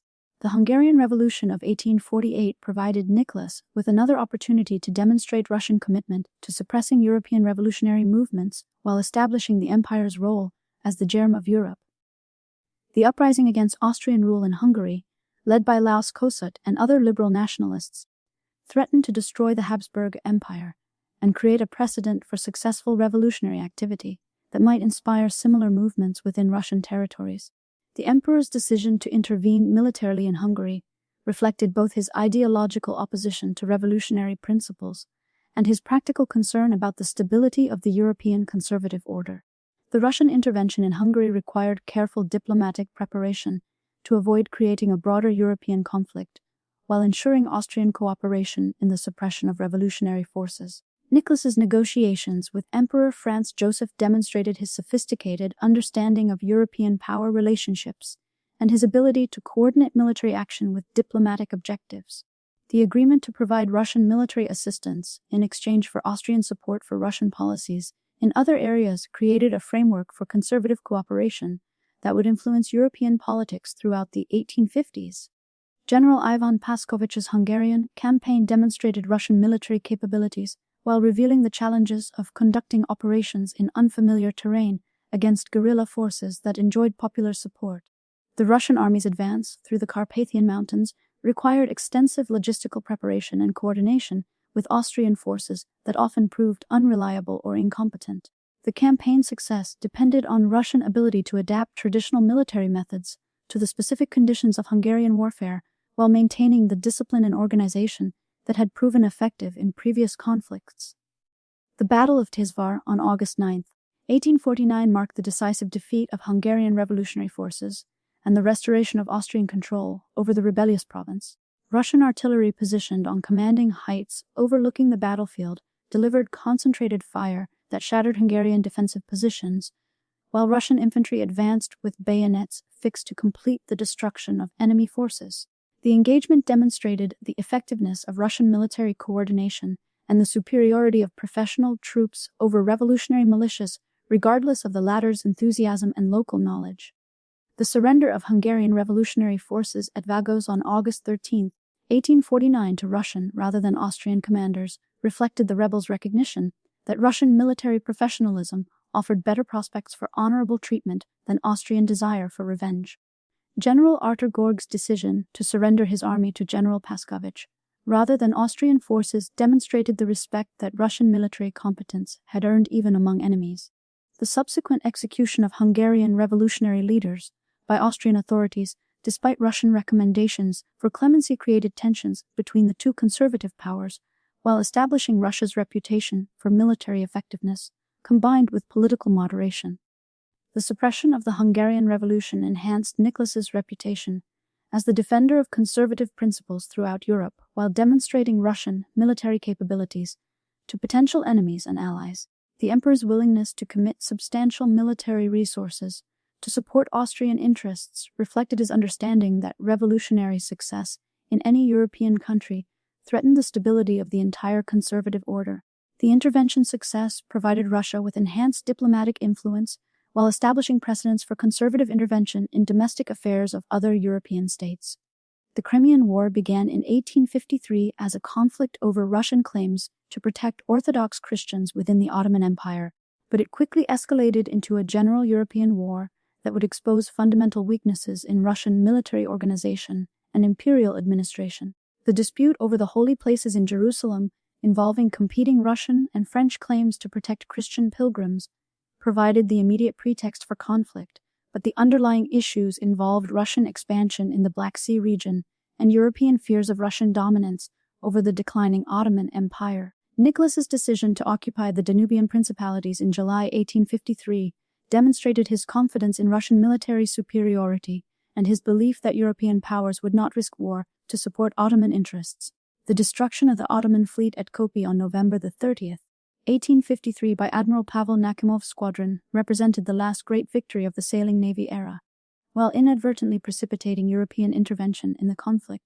The Russian naval attack, conducted with devastating effectiveness against Ottoman vessels anchored in the harbor, demonstrated Russian naval capabilities, while creating the massacre of Kopi that European public opinion used to justify military intervention. The battle's outcome eliminated Ottoman naval power in the Black Sea, while providing European powers with the pretext they needed to declare war on Russia. The entry of Britain and France into the war in March 1854 transformed a regional conflict into a general European war that would test Russian military capabilities against the most advanced European powers. The Allied decision to attack Russia in the Crimean Peninsula reflected strategic calculations about Russian vulnerabilities, while avoiding direct assault on Russian heartland territories that might provoke desperate resistance. The choice of Sevastopol as the primary target demonstrated European understanding of the fortress's strategic importance, while underestimating the difficulties of conducting siege operations against a well-fortified position defended by experienced troops. The Allied landing at Yuktoria in September 1854 marked the beginning of siege operations that would expose fundamental weaknesses in Russian military organization and logistical capabilities. The British and French forces, totaling approximately 60,000 troops, brought with them advanced weapons, professional medical services, and systematic supply arrangements that contrasted sharply with Russian military organization. The Allies' use of rifled muskets, explosive shells, and organized medical care provided significant advantages over Russian forces that still relied largely on traditional weapons and methods. The Battle of the Almar on September 20, 1854 demonstrated Russian tactical limitations while revealing the effectiveness of European military reforms that had been implemented since the Napoleonic Wars. Russian forces positioned on commanding heights overlooking the river initially appeared to possess insurmountable advantages that should have enabled them to defeat the Allied assault. However, the superior range and accuracy of British and French rifles, combined with effective artillery support and disciplined infantry tactics, overcame Russian defensive positions through systematic application of firepower and coordinated movement. The siege of Sevastopol, lasting from October 1854 to September 1855, became the focal point of the Crimean War and exposed the technological and organizational gap that had developed between Russia and Western Europe. The fortress, constructed according to 18th century principles and defended by obsolete artillery, proved vulnerable to modern siege techniques that employed rifled cannons, explosive shells, and systematic engineering approaches. The defenders' heroic resistance, led by Admiral Nakimov and General Edward Todleben, demonstrated Russian military courage while highlighting the inadequacy of Russian military technology and organization. The death of Nicholas on March 2, 1855, during the siege of Sevastopol, marked the end of an era in Russian history and the beginning of recognition that fundamental reforms were necessary for imperial survival. The emperor's final months spent in growing awareness of Russian military inadequacies and diplomatic isolation reflected his understanding that the system he had created was insufficient for the challenges of modern warfare and international competition. His deathbed advice to his son Alexander to make peace and implement necessary reforms demonstrated his recognition that Russian autocracy required adaptation to survive in the changing European environment. The fall of Sevastopol on September 11, 1855, after a siege lasting nearly a year, marked the decisive defeat of Russian forces and the exposure of imperial military weaknesses that had been concealed by previous victories against less advanced opponents. The fortress's capture required the coordinated efforts of British, French, and Sardinian forces employing the latest military technology and techniques, but Russian resistance had been so determined that the Allies suffered enormous casualties while achieving their objectives.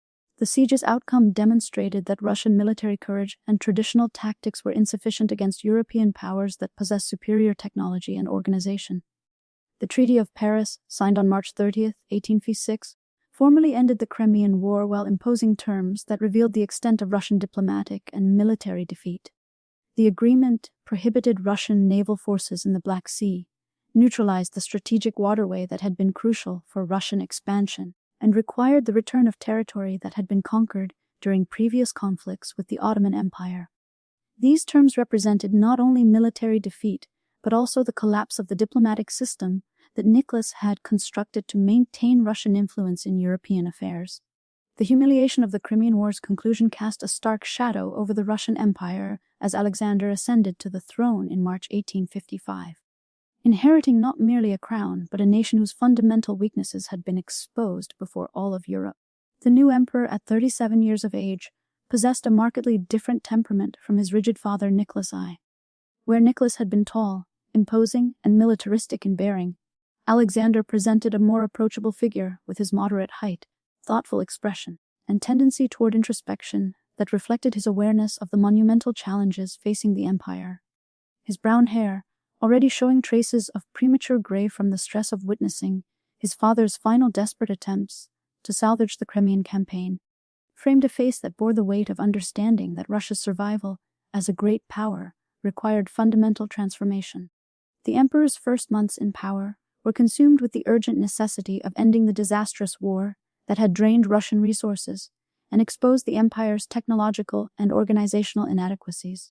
The negotiations leading to the Treaty of Paris revealed the extent to which Russia had become isolated diplomatically, with former allies Austria and Prussia maintaining strict neutrality, while Britain and France dictated terms that would constrain Russian power for decades. Alexander's decision to accept these humiliating conditions, including the neutralization of the Black Sea and the demolition of Russian naval facilities at Sebastopol, reflected his pragmatic recognition that continued resistance would only deepen Russian weakness and delay the reforms necessary for national recovery. The emperor's commitment to comprehensive reform emerged from his understanding that Russia's defeat had resulted not from temporary military setbacks, but from systemic problems that permeated every aspect of imperial administration and society. The war had revealed that Russian soldiers, despite their traditional courage and endurance, could not compete effectively against European forces equipped with rifled muskets, explosive shells, and organized medical services. Russian logistics had proven inadequate for sustaining military operations, even within the empire's own territory. While the administrative system had failed to mobilize resources effectively or coordinate military and civilian efforts, these failures convinced Alexander that piecemeal adjustments would be insufficient, and that only fundamental restructuring could restore Russian power and prestige. The abolition of serfdom emerged as the most urgent and complex of Alexander's reform initiatives, driven by both moral considerations and practical recognition that the institution had become an obstacle to economic development and military effectiveness. The emperor's personal revulsion at the brutalities of serf ownership witnessed during his travels as heir to the throne, combined with his understanding that free labor was essential for industrial development and military modernization. The Crimean War had demonstrated that serfs made unreliable soldiers who fought without enthusiasm for a system that denied them basic human rights. While the institution's economic inefficiencies had prevented the accumulation of capital necessary for technological advancement, the process of emancipation required years of careful preparation and negotiation with noble landowners who viewed the abolition of serfdom as a direct attack on their economic interests and social status. Alexander's approach to this challenge revealed his political sophistication and his understanding that successful reform required the cooperation, or at least acquiescence, of the very groups whose privileges were being curtailed. The emperor established committees of nobles and government officials to develop emancipation plans, ensuring that aristocratic representatives participated in designing the system that would replace serfdom while maintaining their commitment to imperial authority. The Emancipation Manifesto of February 19, 1861 represented one of the most significant social transformations in European history, affecting approximately 23 million serfs, who comprised nearly half of the Russian population. The document's language reflected the careful balance Alexander had sought between moral principle and practical necessity, proclaiming the liberation of the serfs while establishing complex arrangements for land redistribution and compensation that would satisfy competing interests. The manifesto's religious imagery, invoking divine blessing for the emperor's benevolent decision, provided ideological justification for the reform, while emphasizing the autocratic nature of the decision that no popular pressure or constitutional requirement had compelled.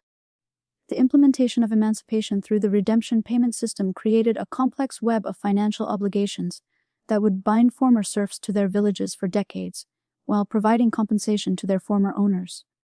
Under this arrangement, the government purchased land from noble owners at prices that often exceeded market value, then required former serfs to repay these costs through annual redemption payments spread over 49 years. The system's complexity reflected the competing demands of different social groups, with nobles receiving immediate compensation for their lost property, while peasants gained personal freedom but remained economically dependent on their former master's land. The preservation of the peasant commune, as the basic unit of rural administration, represented Alexander's attempt to maintain social stability while implementing revolutionary changes in property relationships. The commune system, which had existed in various forms throughout Russian history, provided a framework for collective decision making and mutual responsibility that the government believed would prevent the social disruption that might result from complete individualization of land ownership.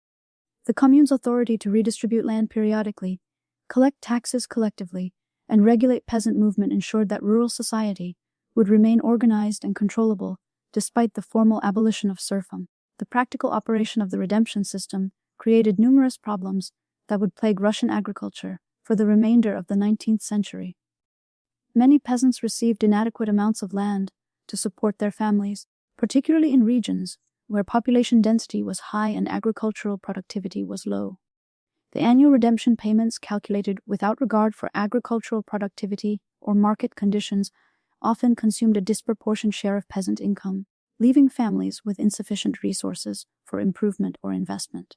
The system's inflexibility prevented adaptation to changing economic conditions, while the commune's collective responsibility for payments created incentives for conservative agricultural practices that discouraged innovation. The judicial reforms of 1864 represented Alexander's most successful attempt to modernize Russian institutions according to European standards while maintaining imperial authority over the legal system. The emperor's decision to establish independent courts with professional judges reflected his understanding that economic development and social stability required predictable legal procedures that would protect property rights and ensure fair treatment of disputes. The introduction of trial by jury for criminal cases marked a revolutionary departure from traditional Russian legal practices, which had relied on administrative decisions by government officials rather than independent judicial determination of guilt or innocence.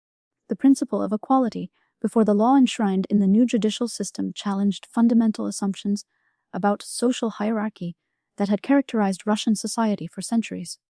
The reform eliminated the separate legal systems that had previously applied to different social estates, creating uniform procedures that theoretically treated nobles, merchants, and peasants according to the same legal standards.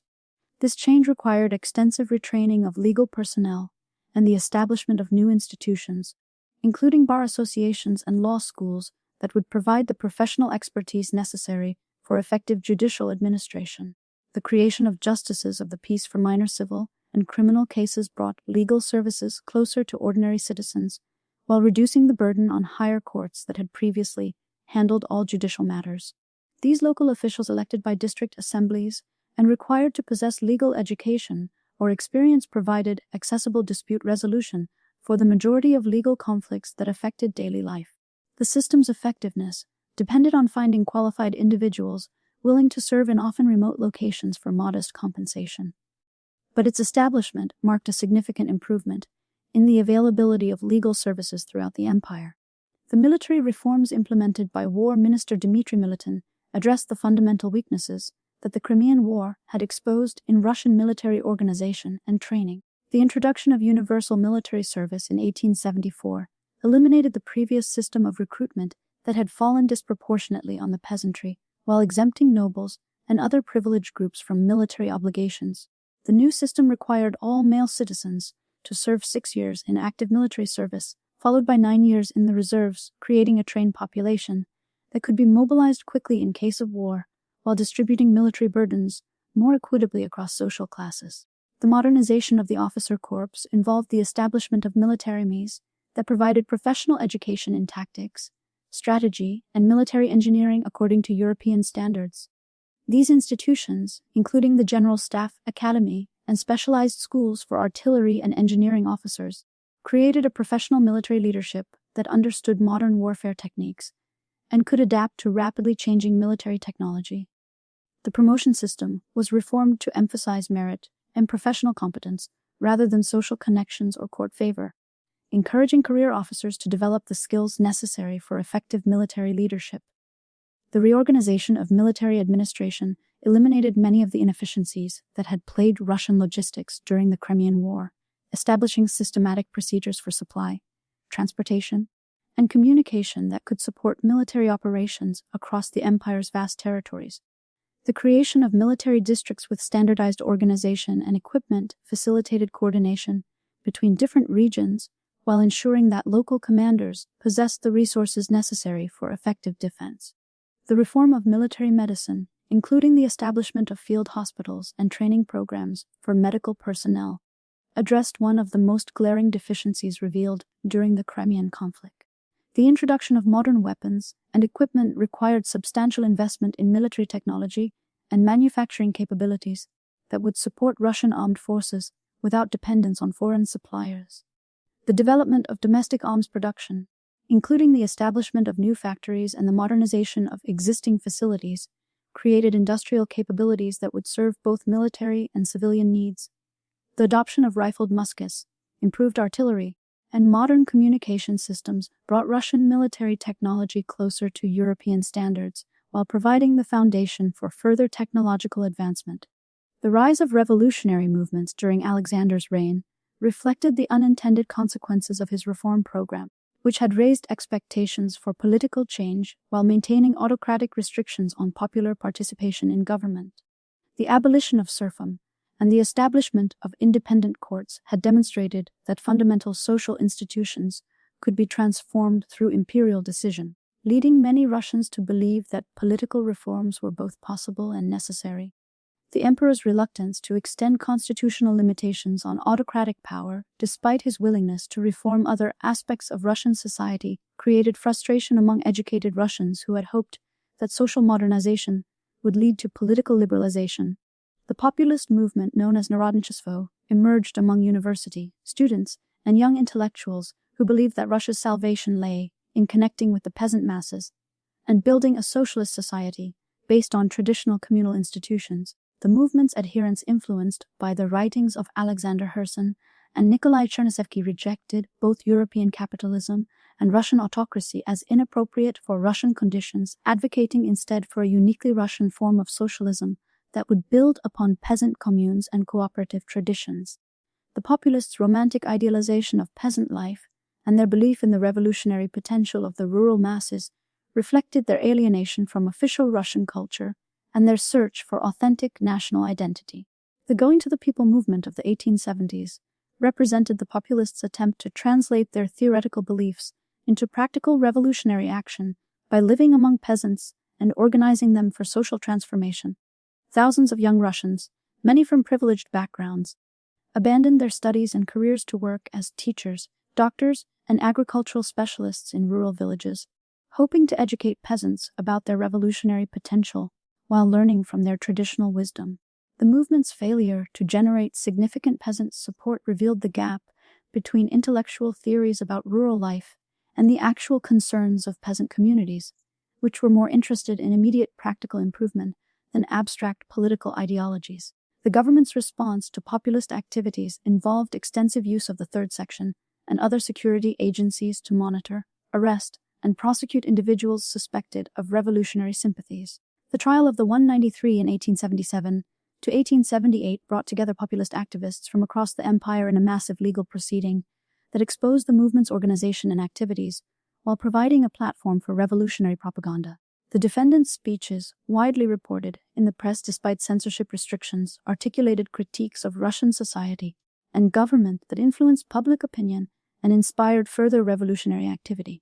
The People's Will organization, formed in 1879 from the remnants of earlier populist groups, represented a shift toward more systematic and violent revolutionary tactics that would culminate in the assassination of Alexander II. The group's members, led by figures like Andrei Gelov and Sofia Perovskaya, abandoned the earlier populist emphasis on peasant revolution in favor of direct action against government officials and institutions. Their strategy of systematic terrorism, including bombings and assassinations, reflected their belief that dramatic acts of violence would inspire popular uprising while demonstrating the government's vulnerability to determined opponents. The organization's structure reflected sophisticated understanding of conspiratorial methods and security procedures that enabled it to operate effectively despite intensive government surveillance. The use of false identities, safe houses, and coded communications allowed People's Will members to coordinate their activities while avoiding detection by the third section. The group's ability to recruit members from different social backgrounds, including former military officers, university students, and government employees, demonstrated the breadth of opposition to autocratic rule that had developed during Alexander's reign. The assassination attempts against Alexander II revealed both the technical capabilities of the revolutionary organization and the emperor's growing isolation from Russian society. The bombing of the imperial dining room in the Winter Palace in February 1880, carried out by Steenkellerin, demonstrated the revolutionary ability to infiltrate the most secure government facilities, while highlighting the emperor's vulnerability despite extensive security measures. The attack's failure to kill Alexander due to his delayed arrival at dinner provided only temporary reprieve from the systematic campaign that the People's Will had organized against imperial authority. The emperor's response to the assassination attempts involved both increased security measures and tentative steps toward political reform that reflected his recognition that repression alone could not eliminate revolutionary opposition. The appointment of Mail Loris Melikov as head of a special commission to combat revolutionary activity represented an attempt to combine effective security measures with limited political concessions that might satisfy moderate opposition while isolating extremist groups. Loris Melikov's proposals for expanded participation in government decision-making, including the involvement of elected representatives in legislative discussions, suggested that Alexander had begun to consider constitutional limitations on autocratic power.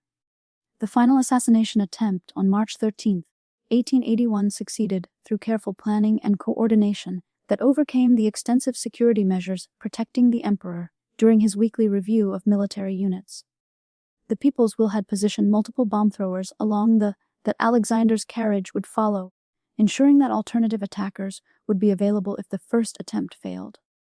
Ignaty Gritsky's successful bombing of the imperial carriage, which killed both the emperor and the assassin, marked the culmination of the revolutionary campaign, while demonstrating the ultimate futility of terrorist tactics that could eliminate individual rulers, but could not transform the political system they represented. The emperor's death scene, with Alexander lying mortally wounded in the snow while his blood stained the cobblestones of the Catherine Canal, provided a dramatic conclusion to a reign that had transformed Russian society, while failing to resolve the fundamental tensions between autocratic rule and popular aspirations for political participation. The irony that Alexander had been killed while returning from signing constitutional reforms that might have satisfied moderate opposition reflected the tragic timing that had characterized his entire reform program. His final words, reportedly asking to be taken to the palace to die, symbolized his commitment to imperial dignity, even in the face of revolutionary violence that had made his reform efforts appear inadequate to the challenges facing Russian society. Alexander III's accession to the throne, following his father's assassination, represented not merely a change in leadership, but a fundamental shift in the direction of Russian imperial policy that would define the empire's trajectory for the remainder of the 19th century. The new emperor, at 36 years of age, possessed a physical presence that starkly contrasted with his predecessors. His massive frame, standing 6'4" in tall and weighing over 250 lb, conveyed an impression of immovable strength that reflected his political philosophy. His thick beard, penetrating dark eyes, and heavy features created an intimidating appearance that courtiers and foreign diplomats found unsettling. While his preference for simple military uniforms over elaborate court dress demonstrated his rejection of the refined European culture that had influenced previous reigns, the traumatic circumstances of Alexander Pasir's succession profoundly influenced his approach to governance and his understanding of the threats facing imperial authority. The emperor had witnessed his father's mangled body in the Winter Palace, had seen the blood-soaked snow where the People's Will bomber exploded, and had experienced firsthand the vulnerability of autocratic rule to revolutionary violence. These experiences convinced him that his father's liberal reforms had weakened rather than strengthened imperial authority by encouraging expectations of further political change that could never be satisfied without destroying the autocratic principle itself. The new emperor's first proclamation, issued within hours of his father's death, announced his intention to maintain faith in the strength and truth of autocratic power, while rejecting any limitations on imperial authority that might have been contemplated during the previous reign. The reversal of Alexander Tuss' tentative steps toward constitutional government began immediately with the dismissal of Mikhail Loris-Melikov and the abandonment of his proposed reforms that would have allowed elected representatives to participate in legislative discussions. Alexander III's rejection of these proposals reflected his conviction that any sharing of power with representative bodies would inevitably lead to demands for further concessions that would ultimately destroy autocratic rule. The emperor's decision to appoint Konstantin Pobedonov as his chief advisor demonstrated his commitment to a fundamentally different approach to governance based on the strengthening rather than limitation of imperial authority.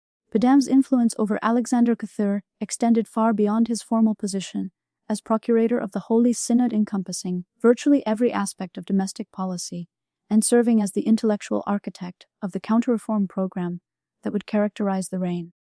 The former law professor possessed a brilliant legal mind and extensive knowledge of European political theory. But his experiences as tutor to the imperial family had convinced him that constitutional government was fundamentally incompatible with Russian conditions and national character. His voluminous correspondence with the emperor revealed a systematic critique of liberal institutions and democratic processes that provided theoretical justification for the authoritarian policies that would follow. The counter-reform program implemented during Alexander III's reign involved the systematic reversal of many judicial, educational, and administrative changes that had been introduced during the previous decades. The law of August 14, 1881 established the system of exceptional measures that allowed provincial governors to declare states of emergency, suspend normal legal procedures, and impose administrative punishments without judicial review. This legislation effectively eliminated the independence of the court system in cases involving political crimes, returning to the administrative justice that had characterized Russian governance before the judicial reforms of 1864. The measure's broad application meant that large portions of the empire operated under emergency law for extended periods, creating an atmosphere of arbitrary rule that discouraged political opposition while undermining the rule of law. The restriction of jury trials represented one of the most significant reversals of Alexander I's judicial reforms, eliminating the participation of ordinary citizens in the administration of justice for a wide range of criminal cases. The government's justification for this change emphasized the alleged incompetence of peasant jurors and their susceptibility to emotional appeals that prevented proper application of legal principles. However, the reform's actual purpose involved ensuring that political cases would be decided by government-appointed judges rather than independent juries that might prove sympathetic to revolutionary defendants. The restriction of jury trials to minor civil cases effectively eliminated popular participation in the judicial system while returning control over criminal justice to administrative officials. The strengthening of the Zemstvo system, supervision by government-appointed officials, represented another significant retreat from the local self-government that had been established during the Reform era. The appointment of land captains in 1889, drawn exclusively from the hereditary nobility and granted extensive administrative and judicial powers over peasant communities, effectively eliminated peasant participation in local governance while restoring aristocratic control over rural administration. These officials possessed the authority to overturn Zemstvo decisions, impose fines and imprisonment on peasants, and intervene in virtually every aspect of village life, creating a system of paternalistic control that treated the rural population as permanently requiring supervision and guidance. The educational counter-reforms implemented during Alexander's reign reflected the government's determination to eliminate the sources of revolutionary ideology while ensuring that education served to strengthen, rather than question, existing social and political arrangements. The University Statute of 1884 eliminated university autonomy and placed higher education under direct government control, with rectors and professors appointed by the Ministry of Education, rather than elected by academic communities. The curriculum was revised to emphasize classical languages and literature while reducing instruction in natural sciences and contemporary European thought that might encourage critical thinking about social and political issues. The introduction of higher tuition fees and stricter admission requirements effectively limited university education to the wealthy, while excluding students from lower social classes who had provided much of the revolutionary movement's membership. The famous circular of 1887, known as the Cook's Children Decree, explicitly prohibited the admission to secondary schools of children from families engaged in domestic service, small trade, or other occupations deemed inappropriate for advanced education. This measure reflected the government's belief that social mobility through education had contributed to revolutionary unrest by creating a class of educated individuals who lacked appropriate employment opportunities, and therefore turned to political opposition. The restriction of educational opportunities to children of established social classes was intended to maintain social stability, while ensuring that education reinforced rather than challenged existing hierarchies. The implementation of Russification policies throughout the empire represented Alexander Iwatyr's most systematic attempt to create cultural and linguistic uniformity that would strengthen imperial control while eliminating alternative sources of identity and loyalty. The emperor's conviction that ethnic diversity weakened imperial unity led to comprehensive programs designed to suppress minority languages, religions, and cultural institutions while promoting Russian language, Orthodox Christianity, and imperial patriotism. These policies affected millions of non-Russian subjects and created tensions that would persist throughout the remainder of the imperial period. The Russification of Poland involved the systematic elimination of Polish cultural and educational institutions that had survived the suppression of the 1863 rebellion. The University of Warsaw, which had been allowed to reopen after the revolt suppression, was closed permanently and replaced by a Russian institution that conducted all instruction in Russian language. Polish secondary schools were placed under Russian administration, with Polish teachers replaced by Russian educators, who were required to conduct classes in Russian and emphasize Russian rather than Polish history and literature. The use of Polish language in official proceedings was prohibited, while Polish names of cities, streets, and institutions were replaced with Russian equivalents that eliminated visible symbols of Polish identity. The Catholic Church in Poland faced particularly severe restrictions designed to reduce its influence over Polish society, while promoting Orthodox Christianity as the preferred religion of the empire. Catholic monasteries were closed or placed under strict government supervision, while the appointment of bishops required government approval and was often delayed or denied to prevent effective church leadership. The construction of new Catholic churches was prohibited in many regions, while existing churches were required to conduct services according to government-approved liturgies that eliminated references to Polish national identity or political independence. The conversion of Poles to Orthodox Christianity was actively encouraged through financial incentives and preferential treatment in government employment. The Baltic provinces of Estonia, Livonia, and Kurland experienced comprehensive Russification programs that eliminated the German cultural and administrative dominance that had characterized these regions since the medieval period. The German language schools that had provided education for both German and Estonian populations were required to conduct instruction in Russian, while German teachers were replaced by Russian educators who often lacked knowledge of local conditions and languages. The legal system, which had operated according to German law codes, was replaced by Russian legal procedures and institutions that eliminated the special privileges that German landowners had enjoyed for centuries. The University of Dorpat, a prestigious German language institution that had attracted students from throughout the Baltic region and Central Europe, was transformed into a Russian university with instruction conducted entirely in Russian and a curriculum that emphasized Russian rather than German academic traditions. The change required the dismissal of most German professors and their replacement with Russian academics who often lacked the specialized knowledge and international connections that had made Dorpat a center of scholarly excellence. The university's library, which contained extensive German and Latin collections, was supplemented with Russian works, while German publications were restricted or removed entirely. The Russification of Finland represented a particularly sensitive challenge given the Grand Duchy's constitutional status and the loyalty that Finnish subjects had demonstrated throughout the 19th century. The emperor's decision to integrate Finland more closely into the imperial system reflected his belief that special constitutional arrangements weakened imperial unity and created precedents for autonomy that might be demanded by other regions.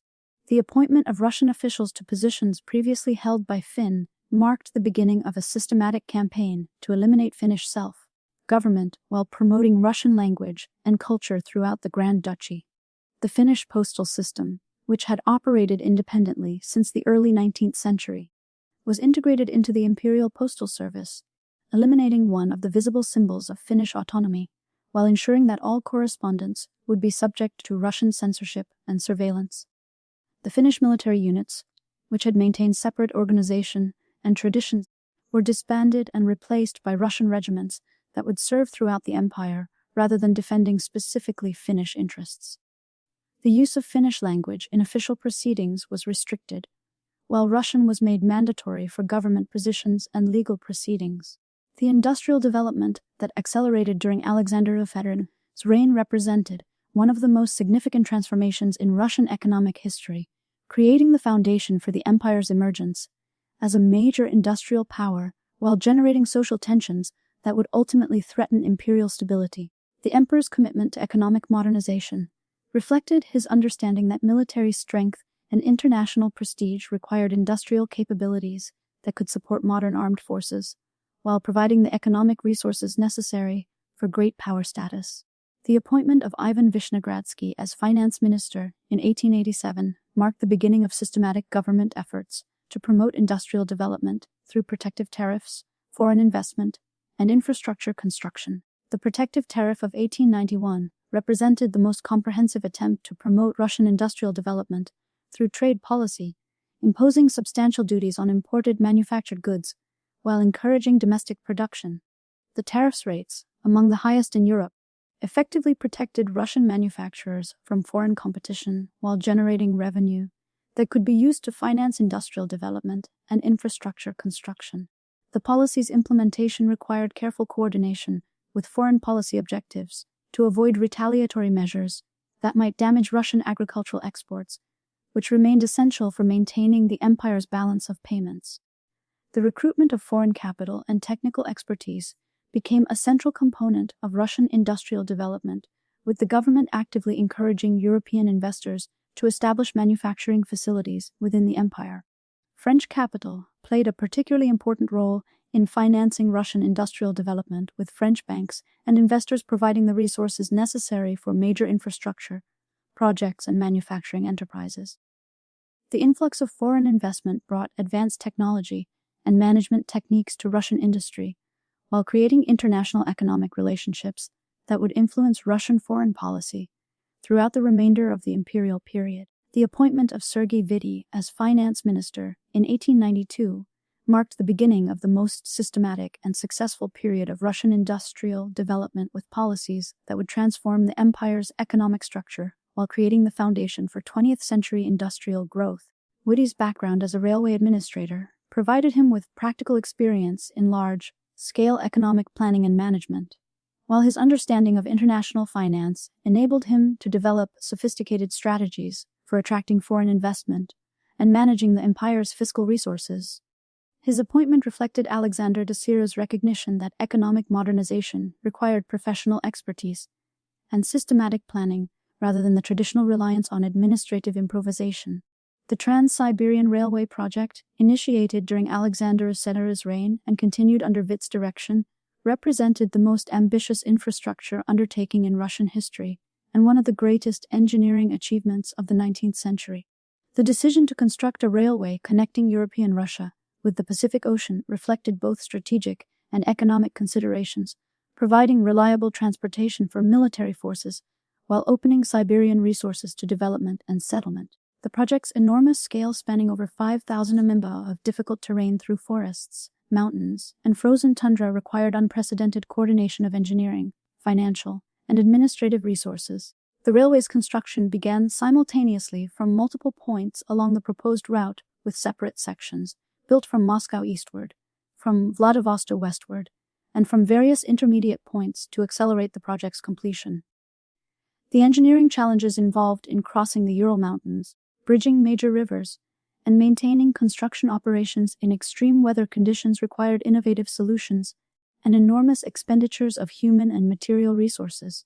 The recruitment of workers from throughout the empire, including prisoners, soldiers, and voluntary laborers attracted by high wages, created temporary communities along the construction route that demonstrated the project's impact on Russian society. The development of the Donbass coal and steel region during Alexander III's reign created the foundation for Russian heavy industry, while demonstrating the effectiveness of government policies designed to promote industrial concentration and specialization.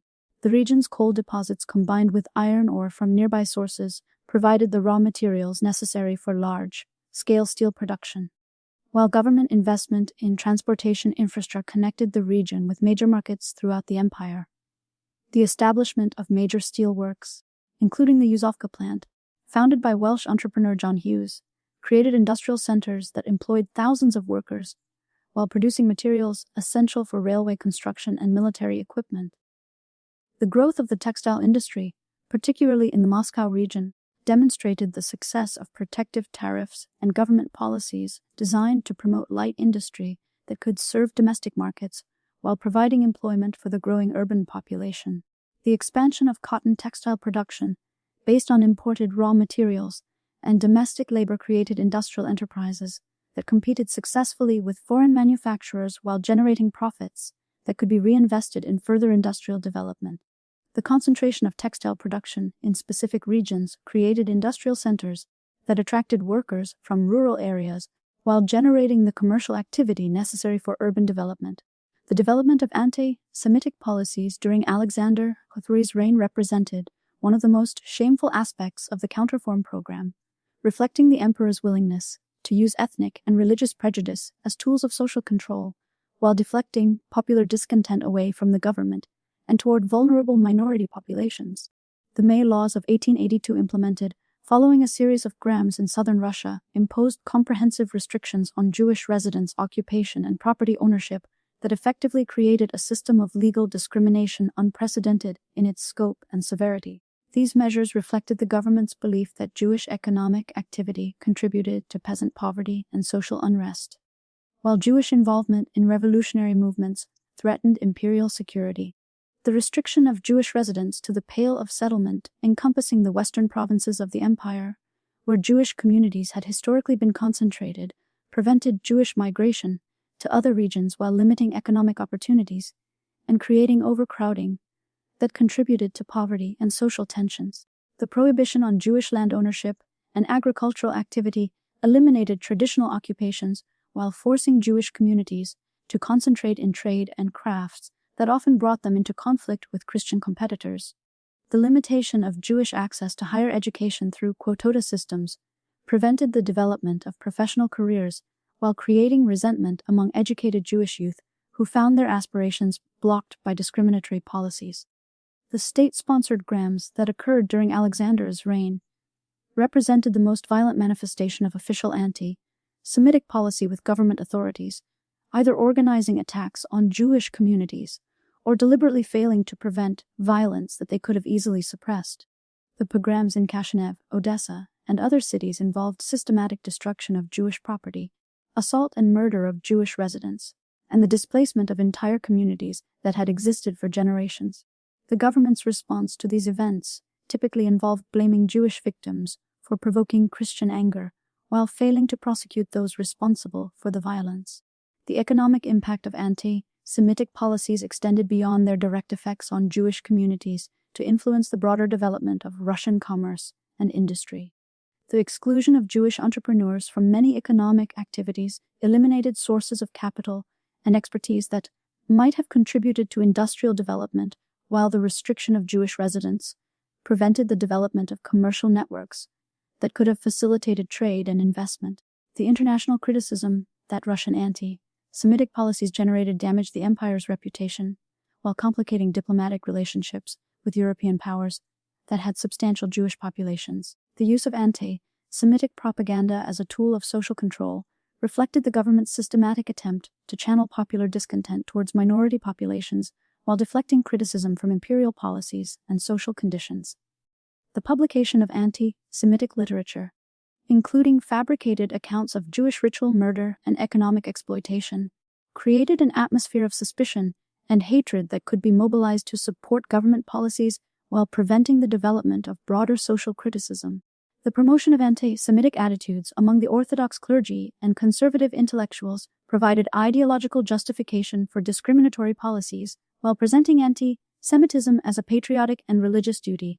The industrial development that accelerated during Alexander III's reign created new social tensions and labor conflicts that would ultimately threaten the stability that the counter-reform program was designed to maintain. The concentration of workers and industrial centers created communities with shared interests and grievances that could be organized for collective action. While the harsh working conditions and low wages that characterized early Russian industrialization generated resentment that revolutionary organizations could exploit, the government's response to labor unrest typically involved the use of military force and administrative punishment rather than attempts to address underlying economic grievances. The Morozov strike of 1885 at a textile factory near Moscow demonstrated both the potential for organized labor action and the government's determination to suppress worker protests through force and legal penalties. The strike, involving over 8,000 workers protesting wage cuts and harsh working conditions, required military intervention to suppress, while resulting in the arrest and trial of strike leaders who are prosecuted for criminal conspiracy.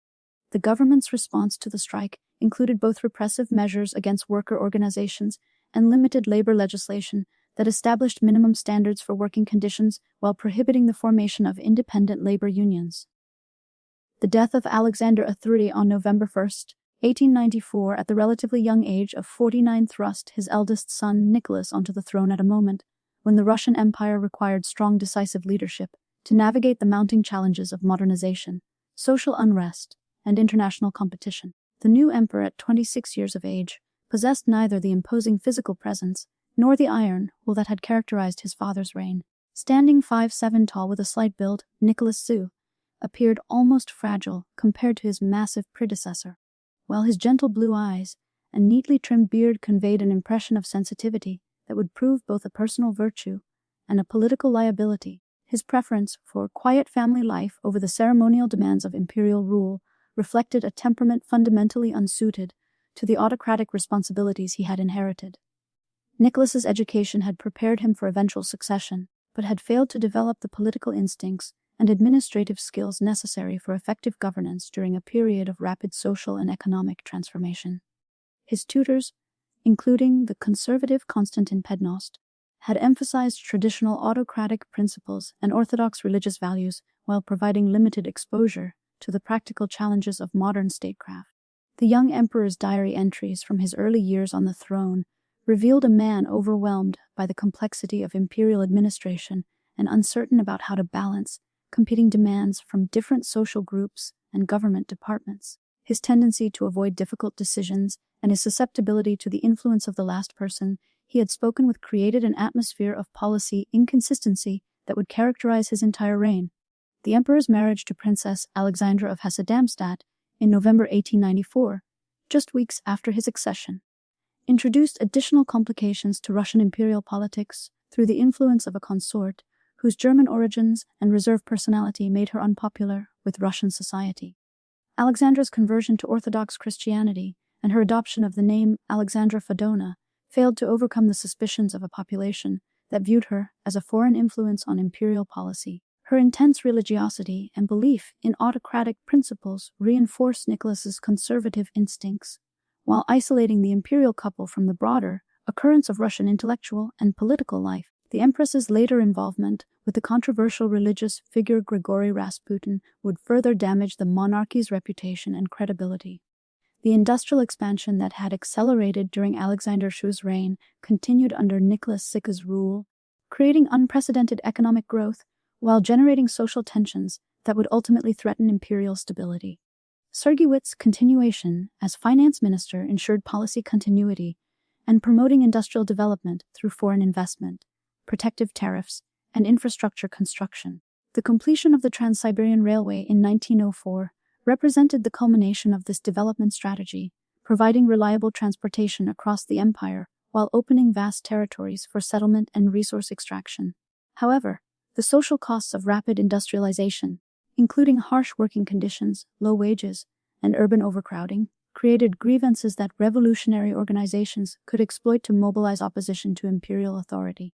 The Russo-Japanese War of 1904 to 1905 emerged from competing imperial ambitions in East Asia and exposed fundamental weaknesses in Russian military organization and strategic planning that would have catastrophic consequences for the empire's domestic stability.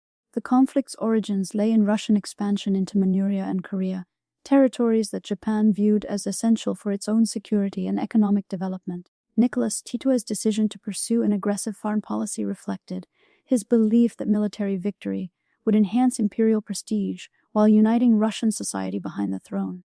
The emperor's confidence in Russian military superiority, based on the empire's vast population and recent industrial development, proved tragically misplaced when confronted with Japanese forces that possessed superior training, equipment, and leadership. The Japanese surprise attack on Port Arthur on February 8, 1904 demonstrated the effectiveness of modern naval warfare, while revealing the vulnerability of Russian forces operating at the end of extended supply lines. The assault, conducted without a declaration of war, caught the Russian Pacific Fleet unprepared and inflicted severe damage on warships anchored in what had been considered a secure harbor. Admiral Oscar Stark's failure to anticipate the attack or organize effective defensive measures reflected the complacency that had characterized Russian military planning in the Far East. The loss of several major warships in the opening hours of the conflict eliminated Russian naval superiority in the region, while providing Japan with the strategic initiative that would determine the war's outcome. The siege of Port Arthur, lasting from August 1904 to January 1905, became a symbol of Russian military incompetence and the futility of the empire's Far Eastern ambitions. General Anatystel's defense of the fortress demonstrated individual courage while revealing systematic failures in military preparation and strategic planning. The garrison's inadequate supplies, obsolete fortifications, and poor coordination with relief forces created conditions that made successful defense impossible, despite the heroic efforts of individual soldiers and officers. The Japanese assault, conducted with methodical precision and overwhelming firepower, gradually reduced the fortress's defenses, while inflicting enormous casualties on both sides. The fall of Port Arthur on January 2, 1905 marked the most humiliating military defeat in Russian history and shattered the myth of European military superiority over Asian forces. General Stell's surrender of the fortress, conducted against the wishes of many subordinate officers who believed continued resistance was possible, eliminated Russia's primary naval base in the Pacific while freeing Japanese forces for operations against Russian field armies in Manchuria. The surrender's terms, which allowed Russian forces to return home rather than face imprisonment, reflected Japanese magnanimity, but could not disguise the completeness of Russian defeat or its implications for imperial prestige. The Battle of Mukden, fought from February 20th to March 10th, 1905, represented the largest land engagement of the war and demonstrated the superiority of Japanese military organization over Russian forces, despite the latter's numerical advantage. General Alex Kuropakin's army, numbering approximately 370,000 troops, faced Marshal Owa Oyama's Japanese forces of 270,000 in a confrontation that would determine control over southern Manchuria. The battle scale, involving over 600,000 combatants across a front extending nearly 100 miles, required coordination and communication capabilities that exceeded Russian military competence, while playing to Japanese strengths in tactical flexibility and aggressive leadership. The Russian defensive positions around Mukden, constructed over several months of preparation, included elaborate trench systems, artillery emplacements, and communication networks that should have provided significant advantages against attacking forces. However, the fortifications' design reflected outdated military principles that failed to account for the effectiveness of modern artillery and the importance of coordinated infantry-artillery cooperation. The Japanese assault, launched simultaneously from multiple directions, overwhelmed Russian defensive preparations through superior coordination and the effective use of artillery that had been carefully positioned to support advancing infantry formations. The collapse of Russian resistance at Mukden occurred with shocking rapidity once Japanese forces achieved breakthrough points in the defensive line. The retreat of Russian forces conducted in bitter cold and deep snow became a rout that eliminated organized resistance while leaving behind enormous quantities of military equipment and supplies. Goropakin's inability to maintain unit cohesion during the withdrawal reflected fundamental weaknesses in Russian military training and leadership that had been concealed by previous victories against less capable opponents. The battle's aftermath left over 90,000 Russian casualties on the field, while opening the road to Harbin and the Trans-Siberian Railway to Japanese advance. The destruction of the Russian Baltic Fleet at the Battle of Tsushima on May 27, 28, 1905 provided the final demonstration of Russian military inadequacy and eliminated any possibility of reversing the war's outcome through naval action. Admiral Zinovy Rejesk's fleet, which had sailed halfway around the world to reach the Pacific, represented the empire's last hope for achieving naval superiority that might enable continued resistance to Japanese demands.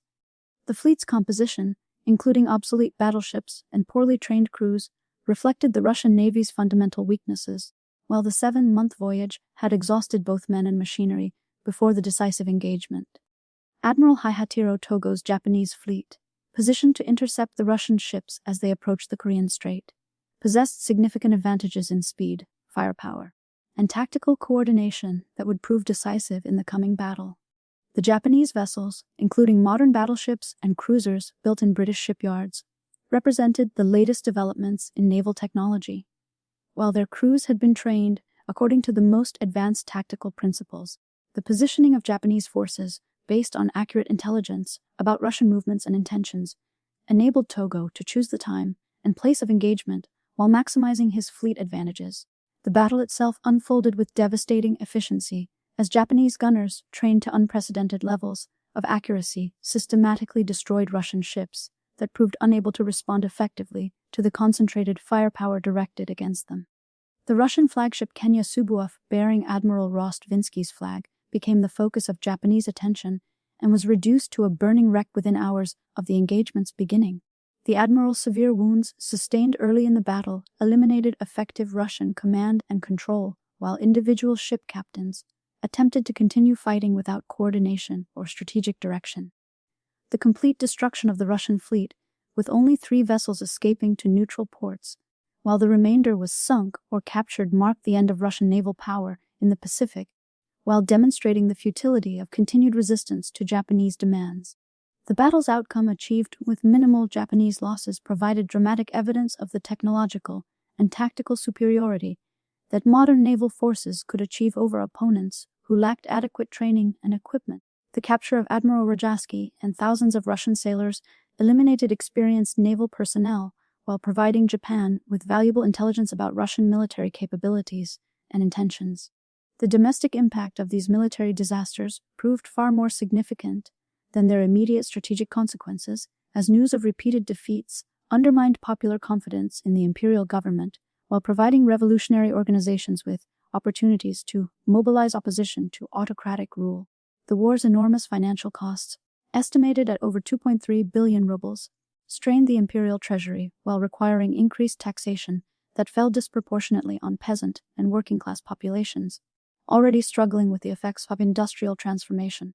The mobilization of reserves disrupted agricultural production and industrial operations while creating resentment among families whose breadwinners had been sent to fight in a distant war that served no apparent Russian interests.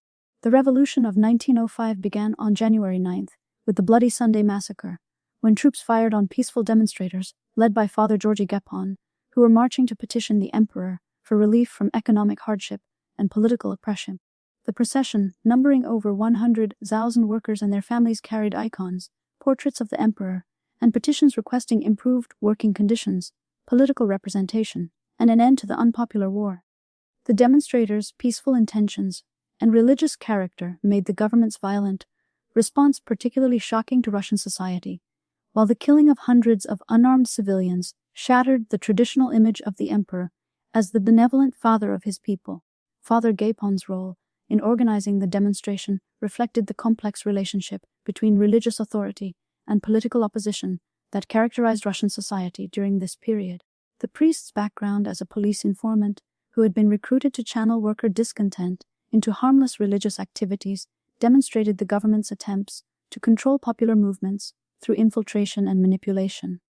However, Gapon's genuine sympathy for working-class grievances and his belief that the emperor would respond favorably to respectful petitions reflected the persistence of traditional attitudes toward imperial authority, even among those who criticized specific government policies.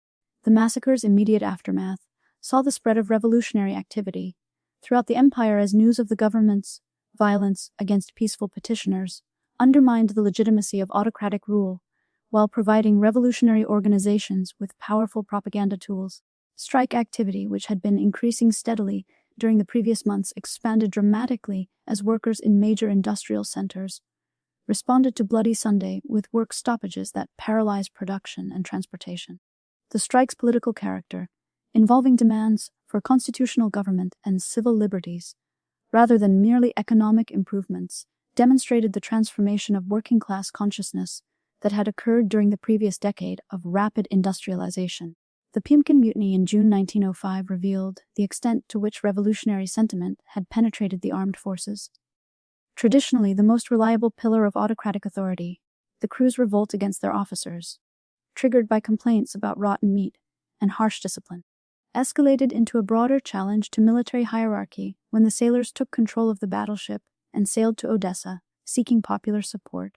The mutinous success in maintaining control of a major warship for several days demonstrated the weakness of military discipline, while inspiring similar revolts in other naval units and army garrisons throughout the empire. The events at Odessa, where the Pymkin's arrival coincided with a general strike and widespread civil unrest, created a revolutionary situation that temporarily eliminated government authority while demonstrating the potential for coordinated opposition to imperial rule. The burning of the port facilities, the establishment of revolutionary committees, and the fraternization between mutinous sailors and striking workers provided a model for revolutionary organization that would influence later uprisings. The government's eventual suppression of the revolt through military force and mass arrests demonstrated the regime's continued capacity for violence, while revealing the isolation of revolutionary activities from the broader population. The Moscow uprising in December 1905 represented the most serious challenge to imperial authority during the revolutionary period, as workers' organizations attempted to establish alternative government structures while engaging in armed resistance to imperial forces. The decision to call a general strike that would escalate into armed insurrection reflected the revolutionary leadership's belief that the government's weakness following the military defeats in the Far East created opportunities for successful rebellion. The establishment of barricades throughout the city, the seizure of government buildings, and the declaration of a provisional revolutionary government demonstrated the organizational capabilities that had developed among opposition groups during the previous months of revolutionary activity. The government's response to the Moscow uprising involved the systematic use of military force to suppress revolutionary activities, while demonstrating the regime's determination to maintain control regardless of the human costs involved. The deployment of the Siosky Guards Regiment, fresh from service in the Far East and experienced in combat operations, provided the government with reliable troops who could be counted upon to fire on civilian targets without hesitation. The artillery bombardment of working-class districts, the mass arrests of suspected revolutionaries, and the execution of captured insurgents created an atmosphere of terror that effectively eliminated organized resistance while generating resentment that would persist for years. The October Manifesto issued by Nicholas II on October 30, 1905 represented the emperor's reluctant recognition that some form of constitutional government was necessary to restore political stability while maintaining the essential features of autocratic rule. The document's promises of civil liberties, an elected parliament, and limitations on imperial power reflected the influence of moderate advisors like Sergei Witta, who believed that limited concessions could satisfy popular demands while preserving the monarch's essential authority. The manifesto's vague language and conditional promises reflected Nicholas's continued resistance to constitutional limitations, while providing sufficient ambiguity to allow different interpretations of its actual meaning. The establishment of the Duma's Russia's first elected parliament marked a historic transformation in Russian political life, while revealing the fundamental tensions between autocratic traditions and constitutional government. The electoral system designed to ensure conservative majorities, while providing representation for different social groups, reflected the government's attempt to create a parliamentary institution that would legitimize imperial rule rather than challenge it. The complex electoral procedures, which gave disproportionate influence to landowners and restricted the participation of workers and peasants, demonstrated the regime's fear of genuine popular representation while maintaining the appearance of democratic reform. The First Duma, which convened in April 1906, immediately challenged the government's expectations by demanding comprehensive political reforms that went far beyond the limited constitutional changes that Nicholas had envisioned. The parliament's liberal majority, dominated by the Constitutional Democratic Party, insisted on ministerial responsibility, comprehensive land reform, and the abolition of emergency laws that had been used to suppress revolutionary activities. The Duma's assertive approach to its constitutional role created immediate conflicts with the emperor and his advisors, who viewed the parliament as a consultative body rather than a co-equal branch of government. The dissolution of the First Duma after only 73 days demonstrated Nicholas's unwillingness to accept genuine constitutional limitations on his authority, while revealing the fundamental incompatibility between autocratic rule and parliamentary government. The emperor's decision to dismiss the parliament when it refused to moderate its demands reflected his belief that constitutional concessions had been tactical necessities rather than permanent commitments to shared power. The Viborg Manifesto, issued by dismissed Duma deputies, calling for civil disobedience and tax resistance, demonstrated the continuing opposition to autocratic rule while highlighting the government's failure to achieve genuine reconciliation with liberal opinion. The appointment of Stolypin as prime minister in July 1906 brought to power a conservative reformer who believed that the monarchy's survival required systematic modernization of Russian society and economy while maintaining a central autocratic authority. Stolypin's background as a provincial governor, who had successfully suppressed revolutionary activities, provided him with practical experience in dealing with political opposition, while his understanding of agricultural conditions convinced him that land reform was essential for social stability. His famous declaration that the government needed 20 years of peace to implement necessary reforms reflected his recognition that Russia's transformation required time and stability. That revolutionary agitation threatened to destroy Stolypin's agricultural reforms implemented through Article 87 of the Fundamental Laws, while the Duma was not in session, represented the most ambitious attempt to transform Russian rural society since the abolition of serfdom. The legislation allowed individual peasants to withdraw from the commune system and establish private farms, while providing government assistance for land purchases and agricultural improvements. The reform's purpose involved creating a class of prosperous peasant proprietors who would support the existing political system, while increasing agricultural productivity through more efficient farming methods. The government's willingness to use extraordinary legislative procedures to implement these changes demonstrated Stolypin's belief that administrative efficiency was more important than constitutional necessities. The implementation of the Stalin reforms created significant social tensions within peasant communities, as traditional collective decision-making processes were disrupted by individual decisions to leave the commune system. The peasants who chose to establish private farms, known as separators, often faced hostility from their former neighbors who viewed their actions as betrayals of community solidarity. The violence that sometimes accompanied the partition of commune lands reflected deeper conflicts about the nature of Russian rural society and the appropriate relationship between individual rights and collective responsibilities. The reforms mixed results, with some regions experiencing significant agricultural improvements, while others saw increased social conflict, demonstrated the complexity of transforming traditional social structures through government intervention. The assassination of Stolypin on September 14, 1911, at the Kiev Opera House eliminated the most capable administrator of Nicholas II's reign, while symbolizing the failure of moderate reform to satisfy either revolutionary opposition or conservative resistance to change. The assassin Dmitry Bogrov possessed connections to both revolutionary organizations and the secret police, reflecting the complex web of surveillance and counter-surveillance that characterized Russian political life during this period. The prime minister's death, occurring in the presence of the emperor, and his family demonstrated the regime's continued vulnerability to terrorist attack, while eliminating the leadership necessary for continued reform efforts. The circumstances surrounding Stolypin's assassination revealed the incompetence and possible complicity of the security services that were supposed to protect government officials from revolutionary violence.